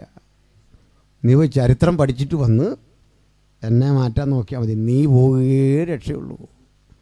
സന്തോഷമില്ലേ? പിന്നെ ഇതെങ്ങനെ ഉണ്ടായി? ആധുനിക കേരളം നിർമ്മിച്ചതാരാ? ആധുനിക ഇന്ത്യ രൂപപ്പെടുത്തിയാരാ? മലയാള ഭാഷയ്ക്ക് നിഘണ്ടു കൊടുത്താരാ? വേണ്ട, 80ഓളം ഇന്ത്യൻ ഭാഷയ്ക്ക് നിഘണ്ടു, 120 ഭാഷയ്ക്ക് വ്യാകരണം കൊടുത്തത് യേശുവിൻ്റെ അനുഗാമികളാ, സുവിശേഷ പ്രസംഗകരാ. ഒരു ദിവാസിൻ്റെ പേര് തന്നെ അർണോസ് പാതിരി എന്നാ. പാതിരി എന്ന് പറഞ്ഞാൽ സുവിശേഷകൻ. അർണോസ് പാതിരി, ഹെർമൻ ഗുണ്ടട്ട്, ഇങ്ങനെ നിരവധി പേര്, ഒട്ടേറെ ചരിത്രം എനിക്ക് പറയാനുണ്ട്. ഞാൻ അതുവഴി പോകുന്നില്ല. ഒറ്റ വാക്കിൽ ഇങ്ങനെ സംക്ഷേപിക്കാം. പ്രിയപ്പെട്ടവരെ, സുവിശേഷം ഒരു ദേശത്ത് ചെന്നിട്ട് അതിൻ്റെ കുടിയിരുപ്പുകളെ മുഴുവൻ നിഷ്പ്രഭമാക്കി മാറ്റിക്കൊണ്ട് ഇരുട്ടിൻ്റെ ശക്തികളെ മുഴുവൻ എന്നേക്കുമായി ദൂരീകരിച്ചുകൊണ്ട് സാക്ഷാൽ വെളിച്ചമായ യേശുവിൻ്റെ തേജസ് അവിടെ സ്ഥാപിക്കുന്ന പ്രക്രിയ കഴിഞ്ഞ 26 വർഷങ്ങൾ അന്തരീക്ഷ മണ്ഡലത്തിൽ വിവിധ ദൈവദാസന്മാർ പ്രസംഗിച്ചിട്ട ആ ദൈവജനം ഇവിടെ കിടപ്പുണ്ട്. അത് വ്യക്തികൾക്ക് വിടുതലായി, രോഗശാന്തിയായി, ദൈവപ്രവൃത്തിയായി ഇന്നും വ്യാപരിച്ചുകൊണ്ടിരിക്കുക. പ്രസംഗം തുടങ്ങിയ കാലത്ത് സംസാരിച്ചിട്ട വചനങ്ങളും അതിൻ്റെ ഉദ്ദേശം സാധിക്കാതെ മടങ്ങി വരികയില്ല എന്ന് പരിശുദ്ധാത്മാവ് അറിയത് സത്യമല്ലേ പ്രിയപ്പെട്ടവരെ?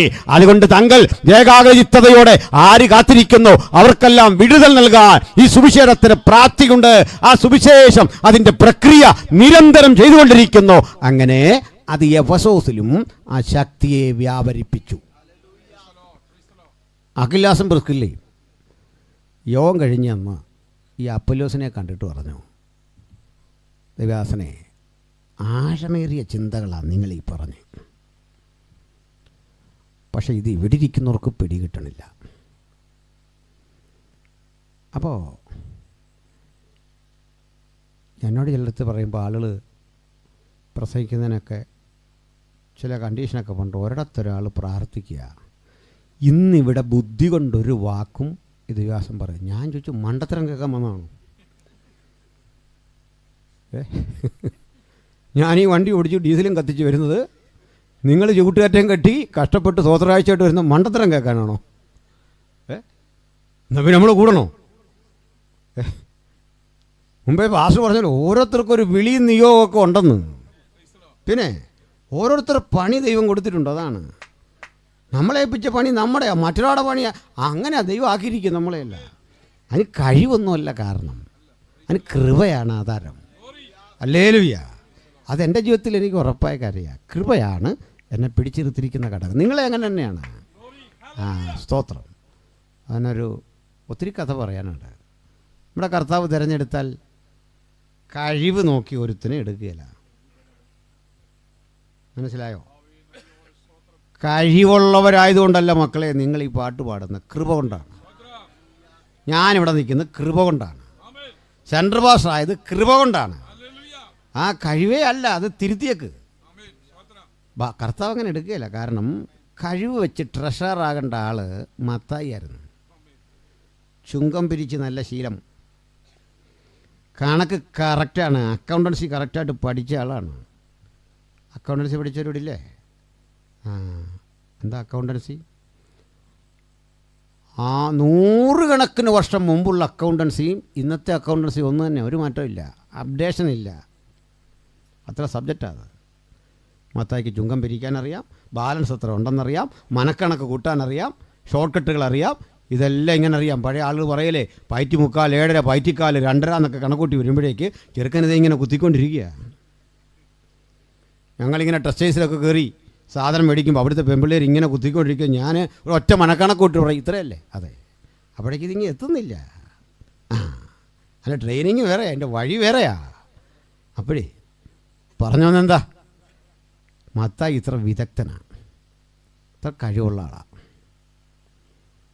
ഈ ബികോമും എംകോമും ഒക്കെ പഠിച്ചാൽ ആൾക്ക് നല്ല ബുദ്ധിയുള്ള പിള്ളേർ അതൊക്കെ പാസ്സാവുന്നേ.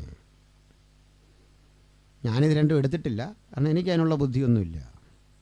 എൻ്റെ ചാല വേറെയാ, പോട്ടെ.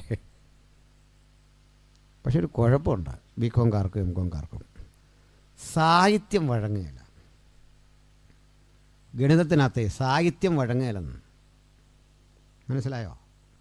അതുകൊണ്ടാണ് ഈ കൊമേഴ്സ് പഠിച്ചൊരു ഇംഗ്ലീഷ് കേട്ടാൽ തന്നെ നമുക്കൊരു ബുദ്ധിമുട്ട് വരും. Credit what comes in, debit what goes out, Menon and company purchasing goods from. ഇതൊന്നും ഇംഗ്ലീഷിലില്ല ഇങ്ങനെ സാധനം. പർച്ചേസിങ് ഇങ്ങനെയൊക്കെ പറയത്തുള്ളൂ.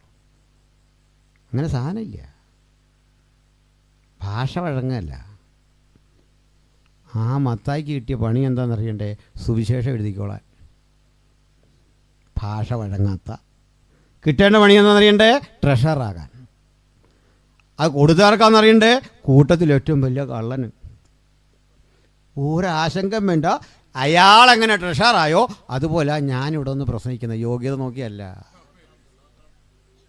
നിങ്ങളിവിടെ ഇരിക്കുന്നുണ്ട്. കാരണം ഇവൻ ഇന്നെങ്കിലും തോന്നണം ഈ ഗുരു ഒഴികെ മറ്റാരും എനിക്ക് ഈ പണി തരികയല്ല.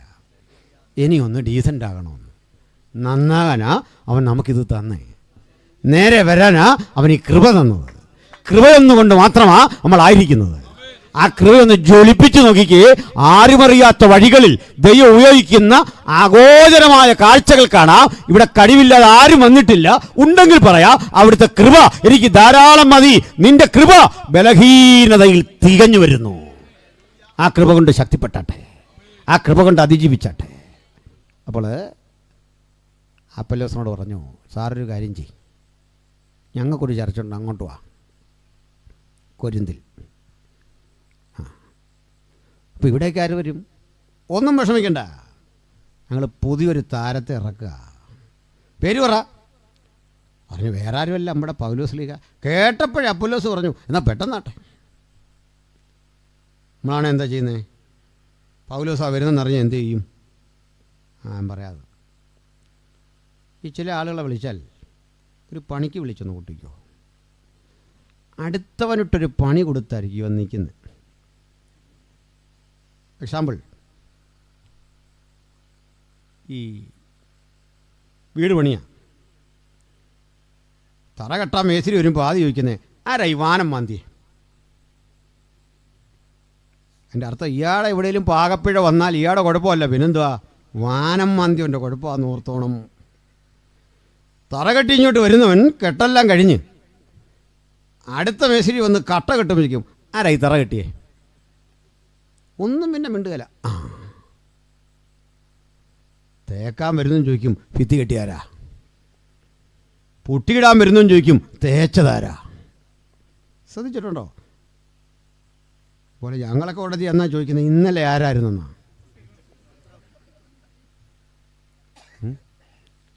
ചില ആൾക്കാരെ കണ്ടിട്ടില്ലേ, ഇവിടെ മുമ്പ് പലതും നടന്നിട്ടുണ്ട്, മുമ്പിരുന്നവരെ പോലെ ഒന്നുമല്ല ഞാൻ. പിന്നെ നമുക്ക് എന്നെ കൊമ്പുണ്ടോ? വ്യത്യാസം എന്താ? എൻ്റെ അർത്ഥം മറ്റവൻ പോരാ. ഞങ്ങളുടെ വീട്ടിൽ എനിക്ക് 3 മക്കളാണ്. ഒരാളുടെ കല്യാണം കഴിഞ്ഞു, പെൺപിള്ളേരാ 2 പേര്. എൻ്റെ ഇളയൊരു മോൻ.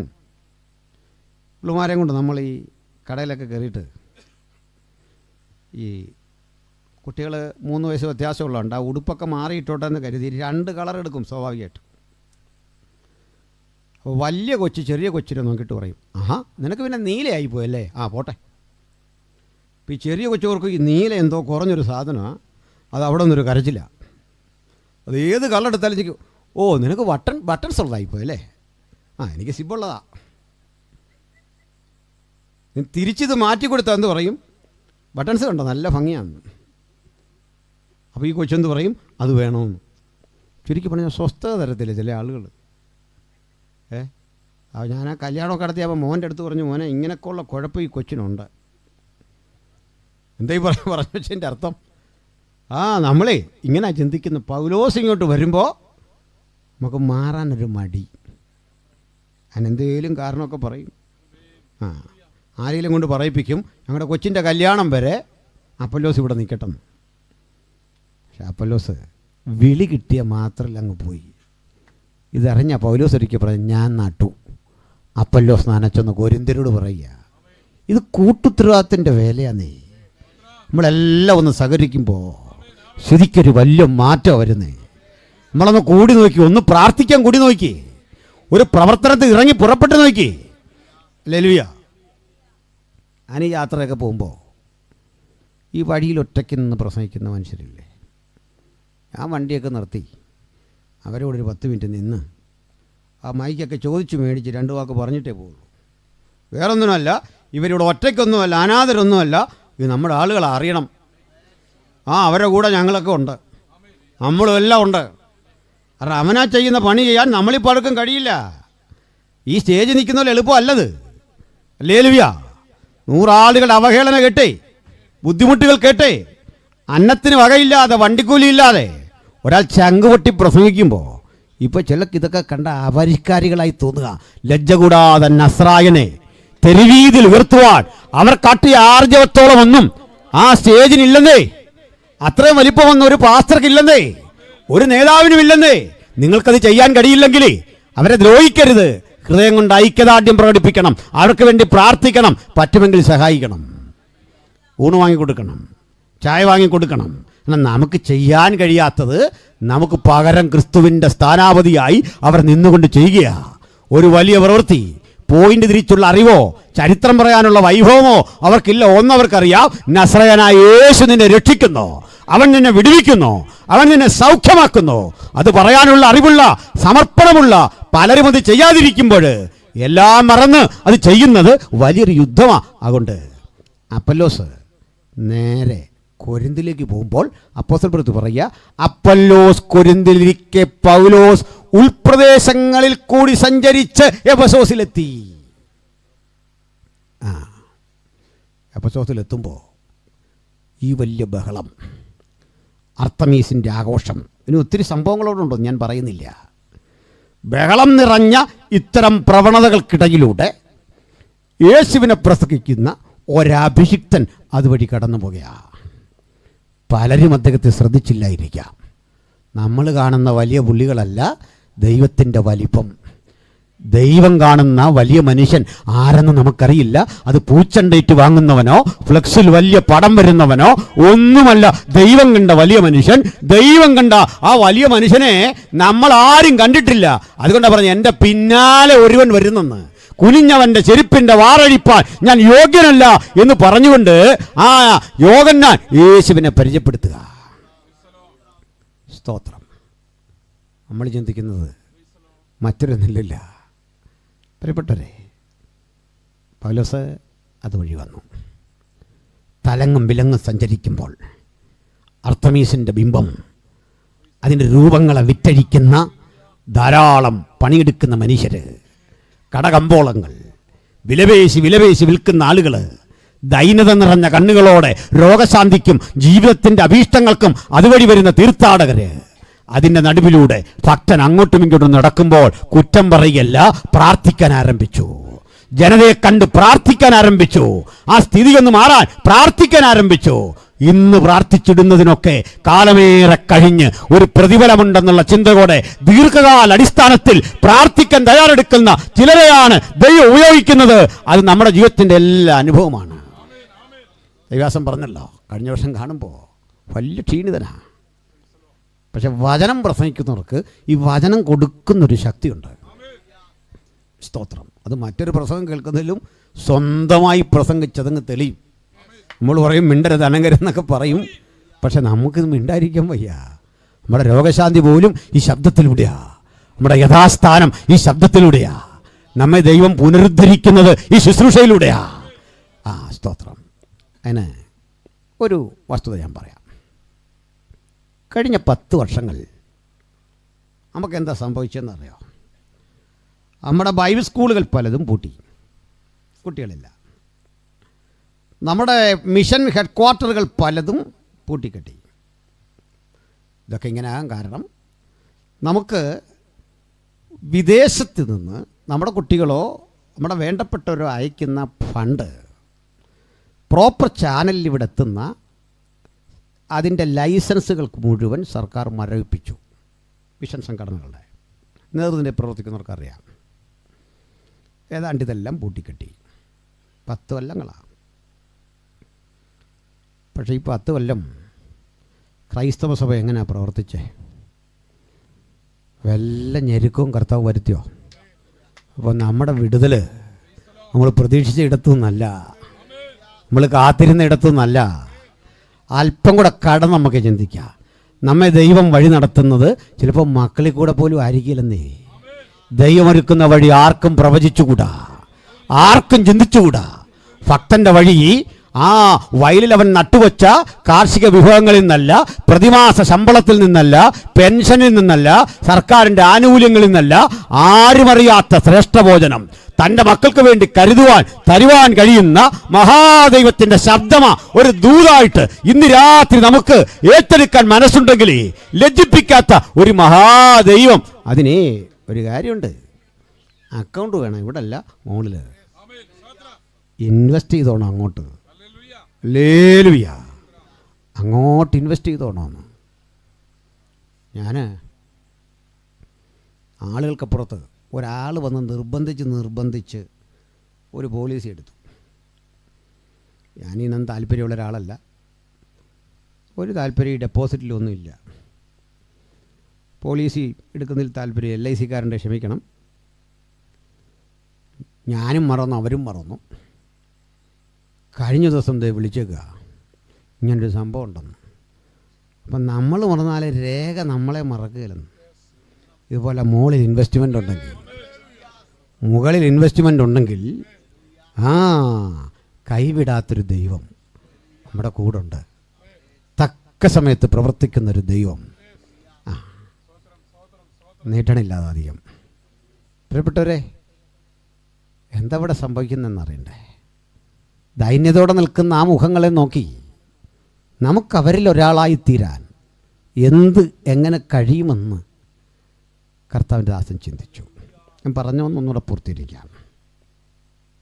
10 കൊല്ലങ്ങളാണ് ഇന്ത്യയിൽ അതിവേഗം ചർച്ച് വളർന്നത്. അതിവേഗം. അതിൻ്റെ ഒരു കാരണം പറയാതിരിക്കാൻ തരമില്ല. പഞ്ചാബിൽ 2 തരം സിഖ്കാരുണ്ട്. ഒന്ന് ഈ സർദാർജിമാരെന്ന് വിളിക്കുന്ന കക്ഷികൾ, ഹൈ ക്ലാസ്സാണ്.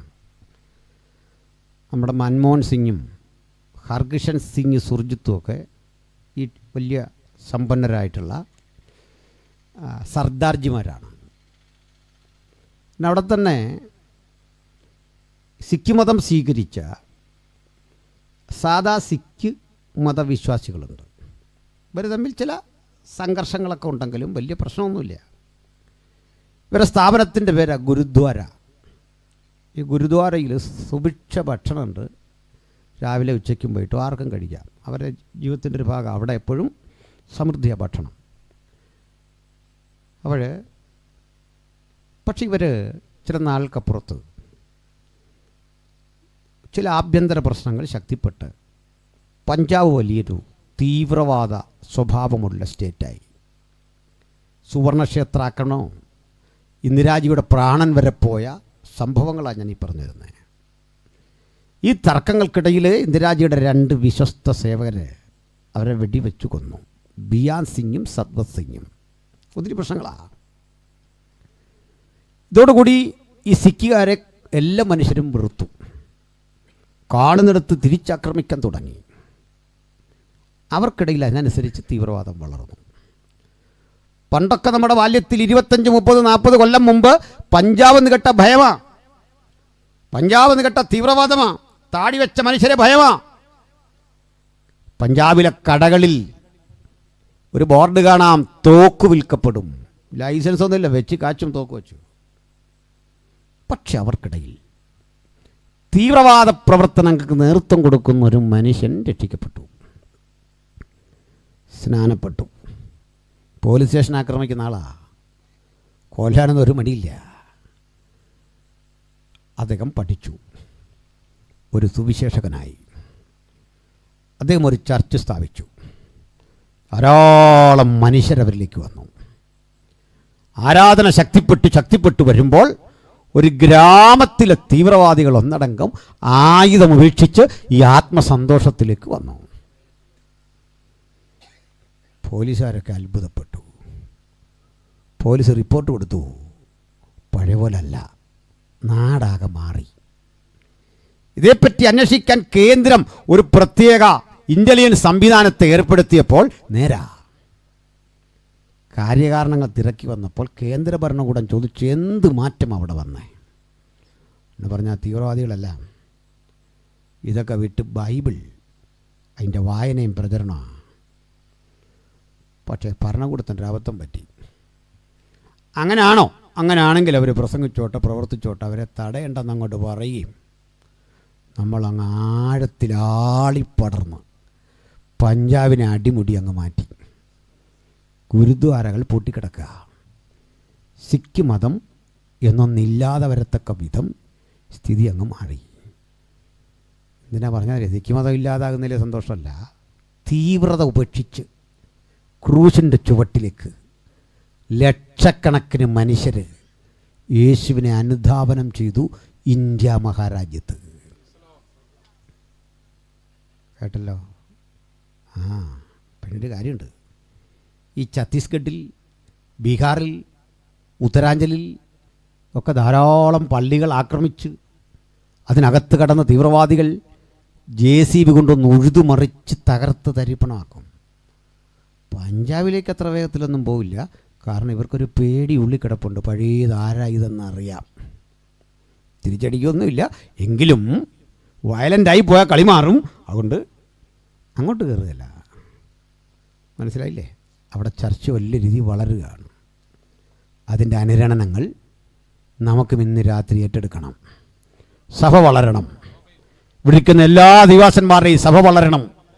ഒന്ന് ഉറപ്പിച്ചു വെക്കോ, ഞാൻ എഫെസോസിലേക്കാണ് പോകുന്നത്.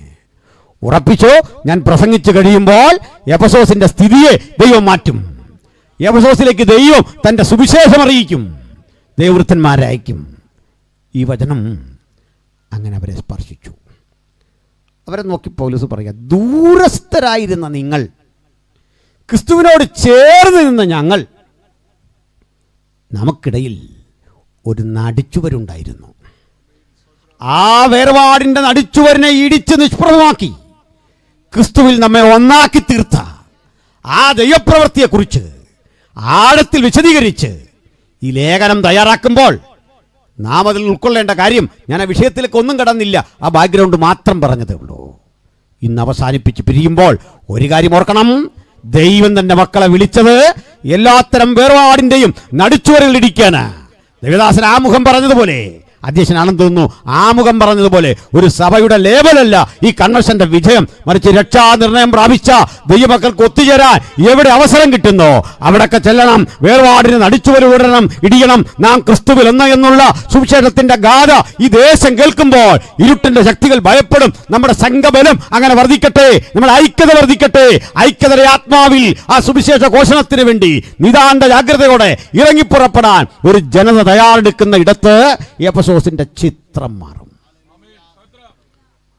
ഒരു കാര്യം അറിയണ്ടേ, അപ്പോസ്തലൻ ഈ എഫെസോസ് സഭയിലെ ഈ അനുസരണം കെട്ടുവന്ന ആളുകളെ തങ്ങളുടെ സുവിശേഷത്തിലേക്ക് ആഹ്വാനം ചെയ്തിട്ട് പറയുക, സ്നേഹിത, ഞങ്ങൾ പ്രസംഗിച്ച് സുവിശേഷം കേട്ടപ്പോൾ നിങ്ങൾക്കുണ്ടായൊരു ബോധവൽക്കരണം വഴി നിങ്ങൾ മദ്യവും വിപത്തുമൊക്കെ ഉപേക്ഷിച്ച് വന്നവരല്ല. പിന്നെ നിങ്ങളറിയാത്ത ഒരു സജ്ജീകരണം ഇതിൻ്റെ പിന്നിലുണ്ടായിരുന്നു. ഇന്ന് ഞാനിവിടെ നിന്ന് പ്രസംഗിക്കുമ്പോഴേ കേട്ടിരിക്കുന്ന നിങ്ങൾ ഓർക്കണം, ഇത് യാദൃച്ഛികമല്ല, ഒരു സജ്ജീകരണം ഇതിൻ്റെ പിന്നിലുണ്ട്. അത് ഇന്ന് തുടങ്ങിയല്ല. എന്തത്? ലോകസ്ഥാപനത്തിന് മുമ്പ് കർത്താവായ യേശു ക്രിസ്തുവിൽ കൂടി അവൻ നിങ്ങളെ മുൻ നിയമിച്ചിരുന്നു. ആ നിയമനം റദ്ദ് ചെയ്ത് ഒരു ശത്രുവിനും അപകരിച്ചു കൊണ്ടുപോകാനാവാത്ത വിധത്തിൽ നിങ്ങൾ ദൈവത്തിന്റെ ഉടമസ്ഥതയിൽപ്പെട്ടവരാണ്. കുറെ നാൾ അർത്തമീസ് നിങ്ങളെ ഇങ്ങനെ പിടിച്ചു വെക്ക, മദ്യം നിങ്ങളെ പിടിച്ചു വെക്ക, ദുരാത്മാക്കൾ നിങ്ങളെ പിടിച്ചു വെക്ക. പക്ഷേ എൻ്റെ പക്കൽ നിന്ന് നിങ്ങളെ ആർക്കും അപകരിക്കാൻ കഴിയാത്ത വിധം എൻ്റെ വിലയേറിയ രക്തം നിങ്ങൾക്ക് വേണ്ടി ദാനമായി നൽകി തന്നുകൊണ്ട്, വിലയായി നൽകി തന്നുകൊണ്ട് സാത്താന്യ ആധിപത്യത്തിൽ കിടന്ന എന്നെ വിടുവിച്ച്, നിങ്ങളെ വിടുവിച്ച് രക്ഷയ്ക്ക് കാരണനായ ക്രിസ്തുവിലൂടെ പിതാവിനായി വാഗ്ദത്ത മക്കളായി മാറിയപ്പോൾ ദൂരസ്ഥരായിരുന്ന നമ്മൾ ഇതാ സമീപസ്ഥരായി, നമ്മൾ അടുത്തു വന്നു. അതുകൊണ്ട് വചനം പറയാ, കൃപയാലത്രേ വിശ്വാസം മൂലം നിങ്ങൾ രക്ഷിക്കപ്പെട്ടിരിക്കുന്നത്, അതിന് പ്രവൃത്തികൾ കാരണമല്ല. മറ്റൊന്നുകൂടി പറയുക, നമ്മളിങ്ങനെ വന്നതേ വെറുതെ എന്തെങ്കിലും ചെയ്യാനല്ല, പാട്ടുപാടി പ്രാർത്ഥിച്ച് ഒരു ശരാശരിക്കാരനായി പോകാനല്ല, വേഗത്തിലൊരു കെട്ടിടത്തിൻ്റെ നിർമ്മിതി പൂർത്തീകരിക്കാൻ നമ്മൾ വന്നവരവിടെ. ആ മൂലക്കല്ല് ക്രിസ്തുവാണെന്ന്, അടിസ്ഥാനം അപ്പോസ്തലന്മാരാ. അതിലേക്ക് വെച്ച് പണിയേണ്ട ജീവനുള്ള ആ ബ്രിക്സാണ്, കല്ലുകൾ, കട്ടകളാണ് ഓരോ ദൈവമക്കളും. ആരും ഇനിയുള്ള കാലം മാറി നിൽക്കരുത്. നാം ചേർന്ന് കർത്താവിന് വേണ്ടി ചിലത് പ്രവർത്തിക്കാനുണ്ട്, ഉത്കൃഷ്ടരായി ഇറങ്ങി പുറപ്പെടാനുണ്ട്, തങ്ങളാലാവും വിധം ഈ വേലയ്ക്ക് ചുമൽ കൊടുക്കാനുണ്ട്. ഈ ചുമൽ കർത്താവിനായി വിട്ടുകൊടുക്കേണ്ടതിൻ്റെ ആ വലിയ ആവശ്യകതയെക്കുറിച്ച് ഞാൻ പല യോഗങ്ങളിൽ പറഞ്ഞത് ഒന്ന് ആവർത്തിക്കുന്നു. അത് പറഞ്ഞ് നമുക്ക് നിർത്താം. പ്രിയപ്പെട്ടവരെ, നമ്മുടെ കർത്താവിനെ ക്രൂശിക്കുക. പ്രഥമ രാത്രി കൂടി ആയതുകൊണ്ട് ആ ഒരു സന്ദർഭം കൂടെ ചേർത്ത് പറഞ്ഞ് നിർത്താം. ഈ ക്രൂശിക്കുന്നതിൻ്റെ മണിക്കൂറുകൾക്ക് മുമ്പ് അല്ലെങ്കിൽ ദിവസങ്ങൾക്ക് മുമ്പ് ഒരു ശക്തി പ്രകടനം ഉണ്ടായിരുന്നു. ഒരു കഴുതപ്പുറത്ത് കർത്താവ് വാഹനമേറി ജെറുസലേമിലേക്ക്. 10,000 മനുഷ്യരാണ് അന്ന് വന്നത്. മാനപ്പെട്ട VS സഖാവും ഉമ്മൻചാണ്ടി സാറും ഒക്കെ മരിച്ചപ്പോൾ ആളുകളെ കണ്ടില്ലേ? ഇതുപോലുള്ള ജലപ്രളയം യേശുവിൻ്റെ കൂടെ. വെറുതെ വന്നല്ല, അനുഭവമുള്ളവരാണ് വന്നേ. അപ്പം കഴിച്ചവർ, സൗഖ്യം കിട്ടിയവർ. യാത്രയിൽ അവർ ചോദിക്കുന്നുണ്ട്, നിങ്ങളെങ്ങനെ അറിഞ്ഞേ? അതേ, ഞാൻ കവർന്നോമുകാരനായിരുന്നു. കാല് തളർന്ന് കിടന്ന എനിക്കവൻ കാലിന് ബലം നൽകി. അവൻ എൻ്റെ കണ്ണുകൾക്ക് കാഴ്ച നൽകി. അവൻ എൻ്റെ കരളിനെ യഥാസ്ഥാനപ്പെടുത്തി. എൻ്റെ കിഡ്നി ട്രബിൾ മാറി. അനുഭവം പാടിപ്പറഞ്ഞുകൊണ്ട് പറയും, ഇതൊക്കെ ചെയ്ത ഇവനാ രാജാവ്. എൻ്റെ കഷ്ടത മാറ്റി ഇവനാ രാജാവ്. എന്നെ ഞാനാക്കി ഇവനാ രാജാവ്. ജയ ജയ എന്ന് പറഞ്ഞുകൊണ്ട് ഹോസന്ന ഹോസന്ന പാടിക്കൊണ്ട് ഈ വരിക ജനാവലി. അടുത്ത ദിവസം യേശു ഒരു വിരുന്നും സജ്ജീകരിച്ചു. വിരുന്ന് കഴിഞ്ഞപ്പോൾ പറഞ്ഞു, നമുക്കൊരു ഓൾ നൈറ്റ് പ്രയറിന് പോകാൻ വരാൻ. 12 പേരും വന്നു. ഒരുത്തനെ വിട്ടേക്ക്. 3 പേരെ വിളിച്ചിട്ട് പറഞ്ഞു, നമുക്ക് ഇച്ചിരി അകത്തോട്ട് പോകാം, ഒരു കല്ലേറ് ദൂരെ ഗെത്സമനേല. ഈ ഓൾ നൈറ്റ് പ്രയറാണെന്ന് പറഞ്ഞു. അവർ ഓൾ നൈറ്റ് ഉറക്കമായിരുന്നു. നമ്മളാണെങ്കിൽ പിന്നെ അത്രയും ചെയ്യല. നമ്മൾ ഈ ഉണർന്നിരിക്കുന്നല്ലോ കാണിച്ച് ഇടയ്ക്കിടയ്ക്കൊരു ഹല്ലേലൂയൊക്കെ പറയല്ലേ, ഉറങ്ങിയിട്ടില്ല എന്ന് കാണിക്കാൻ. മാരങ്ങ് ഉറങ്ങി. യേശു മാത്രം ഉണർന്നു. യേശു പ്രാർത്ഥിച്ചു. പ്രാർത്ഥിച്ചപ്പോൾ ഒരു കാര്യം ഓർക്കണം, ഒരു പ്രാർത്ഥന ആവശ്യമില്ലാത്തവനാ യേശു. ഒട്ടും പ്രാർത്ഥന വേണ്ടാത്തവൻ നെഞ്ചുരുകി പ്രാർത്ഥിച്ചെങ്കിൽ പ്രാർത്ഥന വേണ്ട നമ്മൾ എത്ര അധികം എന്നതിൻ്റെ അർത്ഥം മനസ്സിലായോ? ഉണരേണ്ട നമ്മൾ ഉണർന്നില്ല. പക്ഷെ വേറൊരു ലോകം സമാന്തരമായി അന്ന് രാത്രി ഉണർന്നു. യൂദയുടെ ലോകം, ഒറ്റിക്കൊടുക്കുന്ന ലോകം, പരാജയപ്പെടുത്തുന്ന ലോകം, മഹാപുരോഹിതന്മാരുടെ ലോകം ഉണർന്നു. യേശു നെഞ്ചുരുകി പ്രാർത്ഥിച്ച് പ്രാണഭയത്തിലായി പ്രാർത്ഥിച്ചൊരിയ. ആളുകൾ നമ്മളോട് ചോദിക്കാറുണ്ട്, ഇത്ര ധീരൻ എന്തിനാ കരഞ്ഞ്, എന്തിനാ പ്രാർത്ഥിച്ച്? പ്രാണഭയത്തിലാകണോ ധീരനായ കർത്താവിന്? കേൾക്കുമ്പോൾ നമുക്കും അങ്ങനെയൊക്കെ ആണെങ്കിൽ അത്രയും വേണമായിരുന്നു എന്നൊരു ചോദ്യം അല്ലേ? പക്ഷെ ഇതിൻ്റെ വ്യക്തത വേണം. ഈ കരഞ്ഞതേ നമ്മളെ കാണിക്കാനോ നമ്മുടെ മുമ്പിലോ അല്ല, തൻ്റെ പിതാവിൻ്റെ സന്നിധിയിൽ. പിതാവിൻ്റെ സന്നിധിയിൽ കരഞ്ഞവൻ ഗത്സമന വളഞ്ഞൊരു വലിയ സൈന്യം നിൽക്കുന്ന കണ്ടേ ഒലിവുമലയുടെ മുകളിലൂടെ ഓടി വിദൂരങ്ങളിൽ പോയി പതുങ്ങിയിരിക്കുകയല്ല. ഈ സൈന്യത്തെ കണ്ടപ്പോൾ ജയാളിയായി ധൈര്യശാലിയായി ഇങ്ങോട്ട് വന്നിട്ട് ചോദിക്കുക, ആരെ തിരയുന്നു? നസ്രായന യേശുവിനെ. ഞാനാ. അവിടെ കരഞ്ഞു, അതുകൊണ്ട് ഇവിടെ ധൈര്യം വരുമെന്ന്. സ്വകാര്യതയിൽ കരഞ്ഞു, ശത്രു വരുമ്പോൾ ഇരട്ടി ബലം, ഇരട്ടി ധൈര്യം. ഈ കരച്ചിലിൻ്റെ ആഴം കൂടുന്നതിനനുസരിച്ച് പൗരസ്യ ജീവിതത്തിൽ നമുക്ക് വിലയും നിലയും വർദ്ധിച്ചുകൊണ്ടിരിക്കും. കരയാനുള്ള ആ വ്യഗ്രത എവിടെയും അടിയറ വെക്കണ്ട. കണ്ണീരൊഴുക്കാൻ മനസ്സുണ്ടെങ്കിലേ, പ്രാർത്ഥിക്കാൻ മനസ്സുണ്ടെങ്കിലേ, ഒരു സൈന്യം എൻ്റെ നേരെ പാളയമിറങ്ങിയാൽ, എനിക്ക് യുദ്ധം നേരിട്ടാൽ ആ നിർഭയമായി അതിനെ നേരിടാനുള്ള ഉൾക്കരുത്തിൻ്റെ പേരാ പ്രാർത്ഥന. അത് കുറയുന്നിടത്ത് നമ്മൾ തോറ്റു. പിന്നെ നമ്മൾ ബാക്കിയില്ല. കർത്താവ് കണ്ടേട്ടോ ഒന്നുകൂടെ പറഞ്ഞു, എന്നെ ബന്ധിക്ക്, ഇവരെ വിട്ടേക്ക്. അപ്പോഴിവർക്ക് ഗൗരവം പിടിയിട്ടില്ല. ബന്ധിച്ചേശുവിനെ കൊണ്ടുപോയപ്പോൾ ഈ ശക്തിപ്രകടനത്തിൽ സൗഖ്യം കിട്ടി വന്ന ഒരാളും കൂടെ ഇല്ല. ഇന്നലെ സാക്ഷി പറഞ്ഞില്ലേ, ക്യാൻസർ മാറി, ട്യൂമർ മാറി, വീട് കിട്ടി, അമേരിക്ക പോയി, ഒറ്റ ഒരുത്തൻ ക്രൂശ് കണ്ടിട്ട് കൂടെ ഇല്ല. മനസ്സിലായോ? പിന്നെ ഈ രോഗശാന്തി കൊണ്ട് എന്ത് നേട്ടം? ഞാനതുകൊണ്ട് പറയാറുണ്ട്, ഇവിടെ വരേണ്ട കുറേ മര്യാദക്കാരുണ്ടായിരുന്നു. തൊട്ടടുത്തൊരുത്തം താമസമുണ്ട്, ലാസർ എന്ന പേര്. ഒരു ശബത്ത് ദിവസത്തെ വഴി ദൂരം, അതായത് 1 മൈല് അത്രേ ഉള്ളൂ. ഈ പുള്ളി വന്നോ? ഈ ക്രൂശിക്കപ്പെട്ടതിൻ്റെ അന്ന് യായിറോസ് വന്നോ? ആ സ്ഥലത്തേക്ക് അപ്പം വാങ്ങി ഭക്ഷിച്ച് ആരെങ്കിലും വന്നോ? കാപർന്നഹൂമിൽ ഏതെങ്കിലും ആൾ വന്നോ? കുഷ്ഠരോഗി സൗഖ്യമായി ഒരുത്തനെങ്കിലും വന്നോ?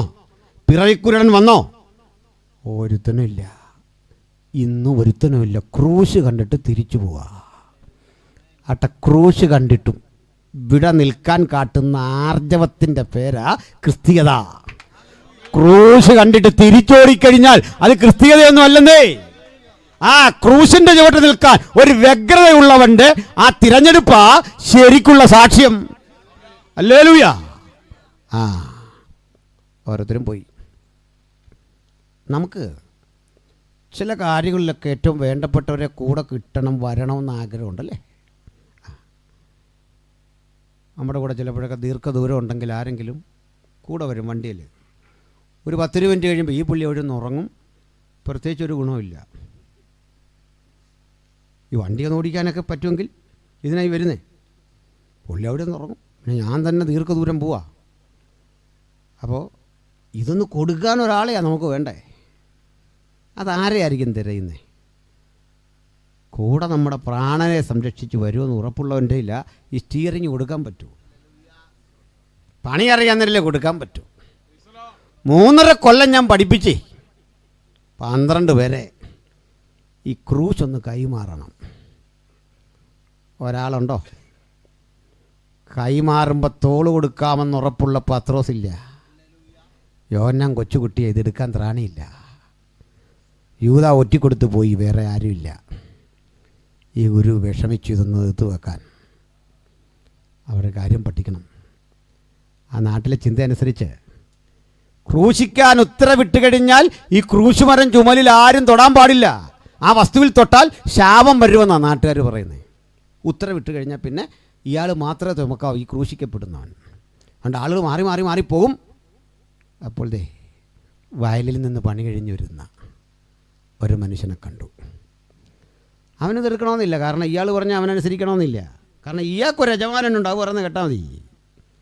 കണ്ടവരെല്ലാം പറഞ്ഞേക്കണമെന്നുണ്ടോ? ഇല്ല.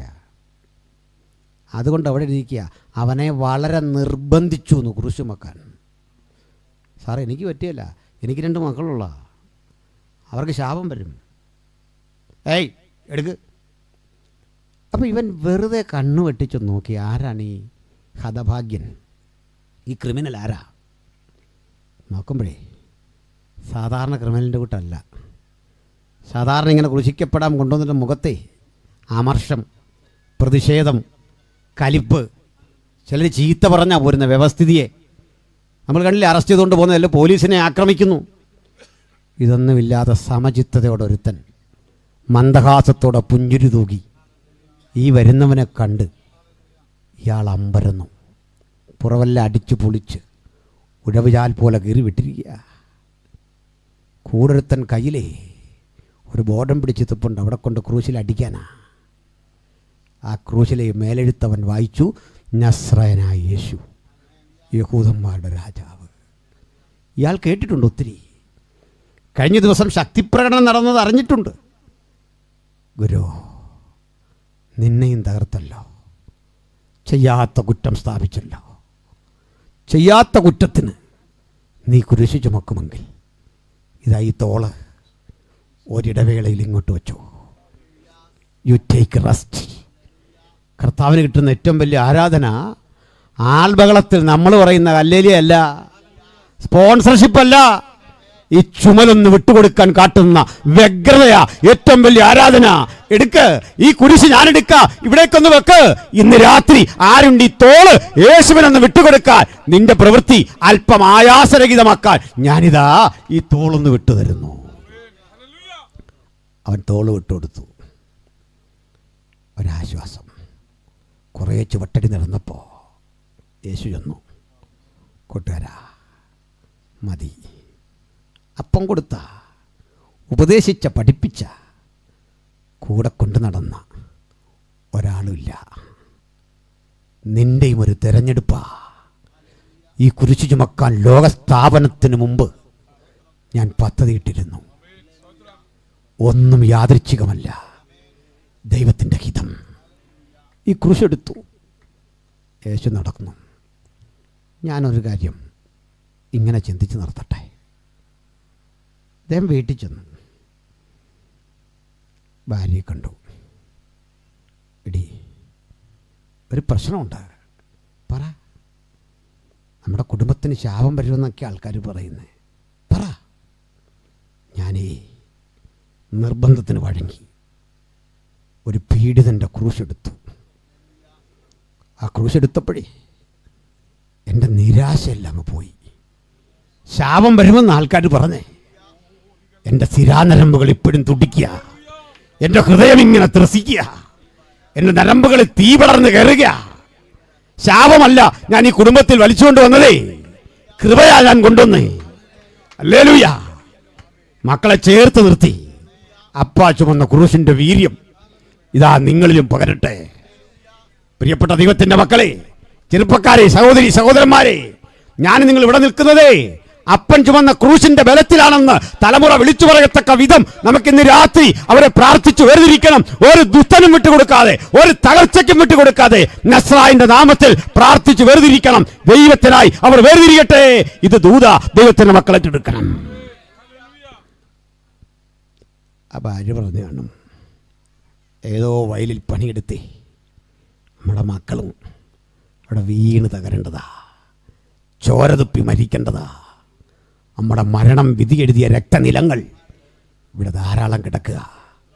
ഇതൊരു ശാപമല്ലൊരു നീതിമാനു വേണ്ടി അങ്ങ് ചുമല് വിട്ട് കൊടുക്കുന്നെങ്കിൽ ആ ചുമലിനെ ഞങ്ങൾ അഭിവാദ്യം ചെയ്യുന്നു, ആ ചുമലിനെ ഞങ്ങൾ വണങ്ങുന്നു.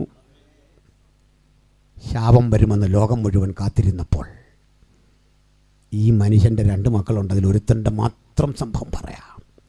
രൂഫോസ്. ഈ രൂഫോസ് ആരായി എന്നറിയണ്ടേ? കാലമേറെ കഴിഞ്ഞ് ഇപ്പോൾ നമ്മൾ പഠിക്കുന്ന എഫെസോസ് സഭയുടെ പരമാധ്യക്ഷരായി. അങ്ങനെ ചരിത്രം പൗലോസിലെ പറയാ, കർത്താവിൽ പ്രസിദ്ധനായ രൂഫോസിനും എൻ്റെ അമ്മയായ അവൻ്റെ അമ്മയ്ക്കും വന്ദനം പറവീ. ശാപഗ്രസ്തമായ മരക്കുരിശെന്ന് ലോകം വിധി എഴുതിയതിനെ അനുഗ്രഹമാക്കി മാറ്റിയ അപ്പൻ്റെ തലമുറയാ രൂഫോസ്. ഒന്നുറപ്പിച്ചോ, അനുഗ്രഹം തുടങ്ങിയിട്ടേ ഉള്ളൂ. ഇതുകൊണ്ടൊന്നും ഒതുങ്ങണ്ടാരും. ഇവിടെ നിന്ന് ഞാൻ തുടങ്ങുക. പിശാച് പറ, ഇവിടെ നീ തീരുക, ഈ രോഗം കൊണ്ട് നീ തകരുക, ഈ വർഷം കൂടെ നടക്കൂ. ഇതാ ഇവിടം വെച്ച് നിന്റെ എല്ലാ പദ്ധതികളും തീരുക, കടം നിന്നെ വിഴുങ്ങാൻ പോവുക.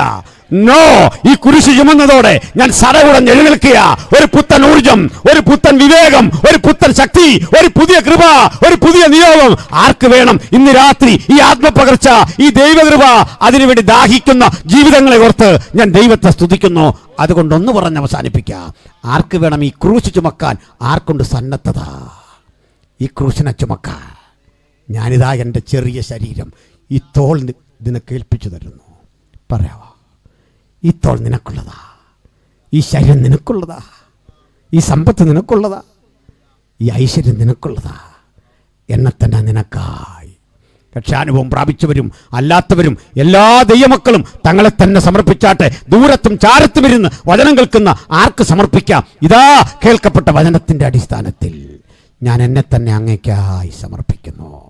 ആ സമർപ്പണം ചെയ്തവർ മാത്രം, ആ സമർപ്പണം ചെയ്തവർ മാത്രം ആ കരമുയർത്തിയാട്ടെ. ഞങ്ങൾ നിങ്ങൾക്കായി പ്രാർത്ഥിക്കും. ഉയർത്തപ്പെട്ട കരങ്ങളെ വീശി ദൈവത്തിന് മഹത്വമർപ്പിച്ചാട്ടെ. നിറഞ്ഞ ഹൃദയത്തോടെ തമ്പുരാന് മഹത്വമർപ്പിച്ചിട്ട് പറയാ, ഒന്നും വെട്ടിപ്പിടിക്കാനല്ല, ആ ക്രൂശ് ചുമക്കാൻ, ആ ക്രൂശ് ചുമക്കാൻ, ആ ക്രൂശോട് ചേർന്ന് നടക്കാൻ ഇതാ അടിയനെയും ഏൽപ്പിച്ചു തരുന്നു. കരങ്ങളെ താഴ്ത്തിയിടാ. ഞാനൊരു വാക്കിൽ പ്രാർത്ഥിക്കുന്നു. പരിശുദ്ധനെ, കേട്ട വചനത്തിൻ്റെ അടിസ്ഥാനത്തിൽ ആത്മസമർപ്പണം ചെയ്ത ഈ അങ്ങയുടെ മക്കളെ സ്വർഗം തൊട്ടുണർത്തണം, സ്വർഗം അനുഗ്രഹിക്കണം. ഈ ക്രൂശിനെ ചുമക്കാൻ ഞങ്ങളെ പ്രാപ്തരാക്കണം. ഇരട്ടി ബലത്തിൽ, ഇരട്ടി കരുത്തിൽ മുമ്പോട്ട് പോകാൻ കൃപ ചെയ്യണം. അങ്ങേ സന്നിധിയിൽ താഴ്ത്തുന്നു. പ്രാർത്ഥന കേട്ടുണ്ട്. സ്തോത്രം. യേശു കർത്താവിൻ വലിയൊരു നാമത്തിൽ തന്നെ എല്ലാവർക്കും വന്ദനം. ഈ വചനങ്ങളാൽ കർത്താവ് നമ്മളെ അനുഗ്രഹിക്കട്ടെ.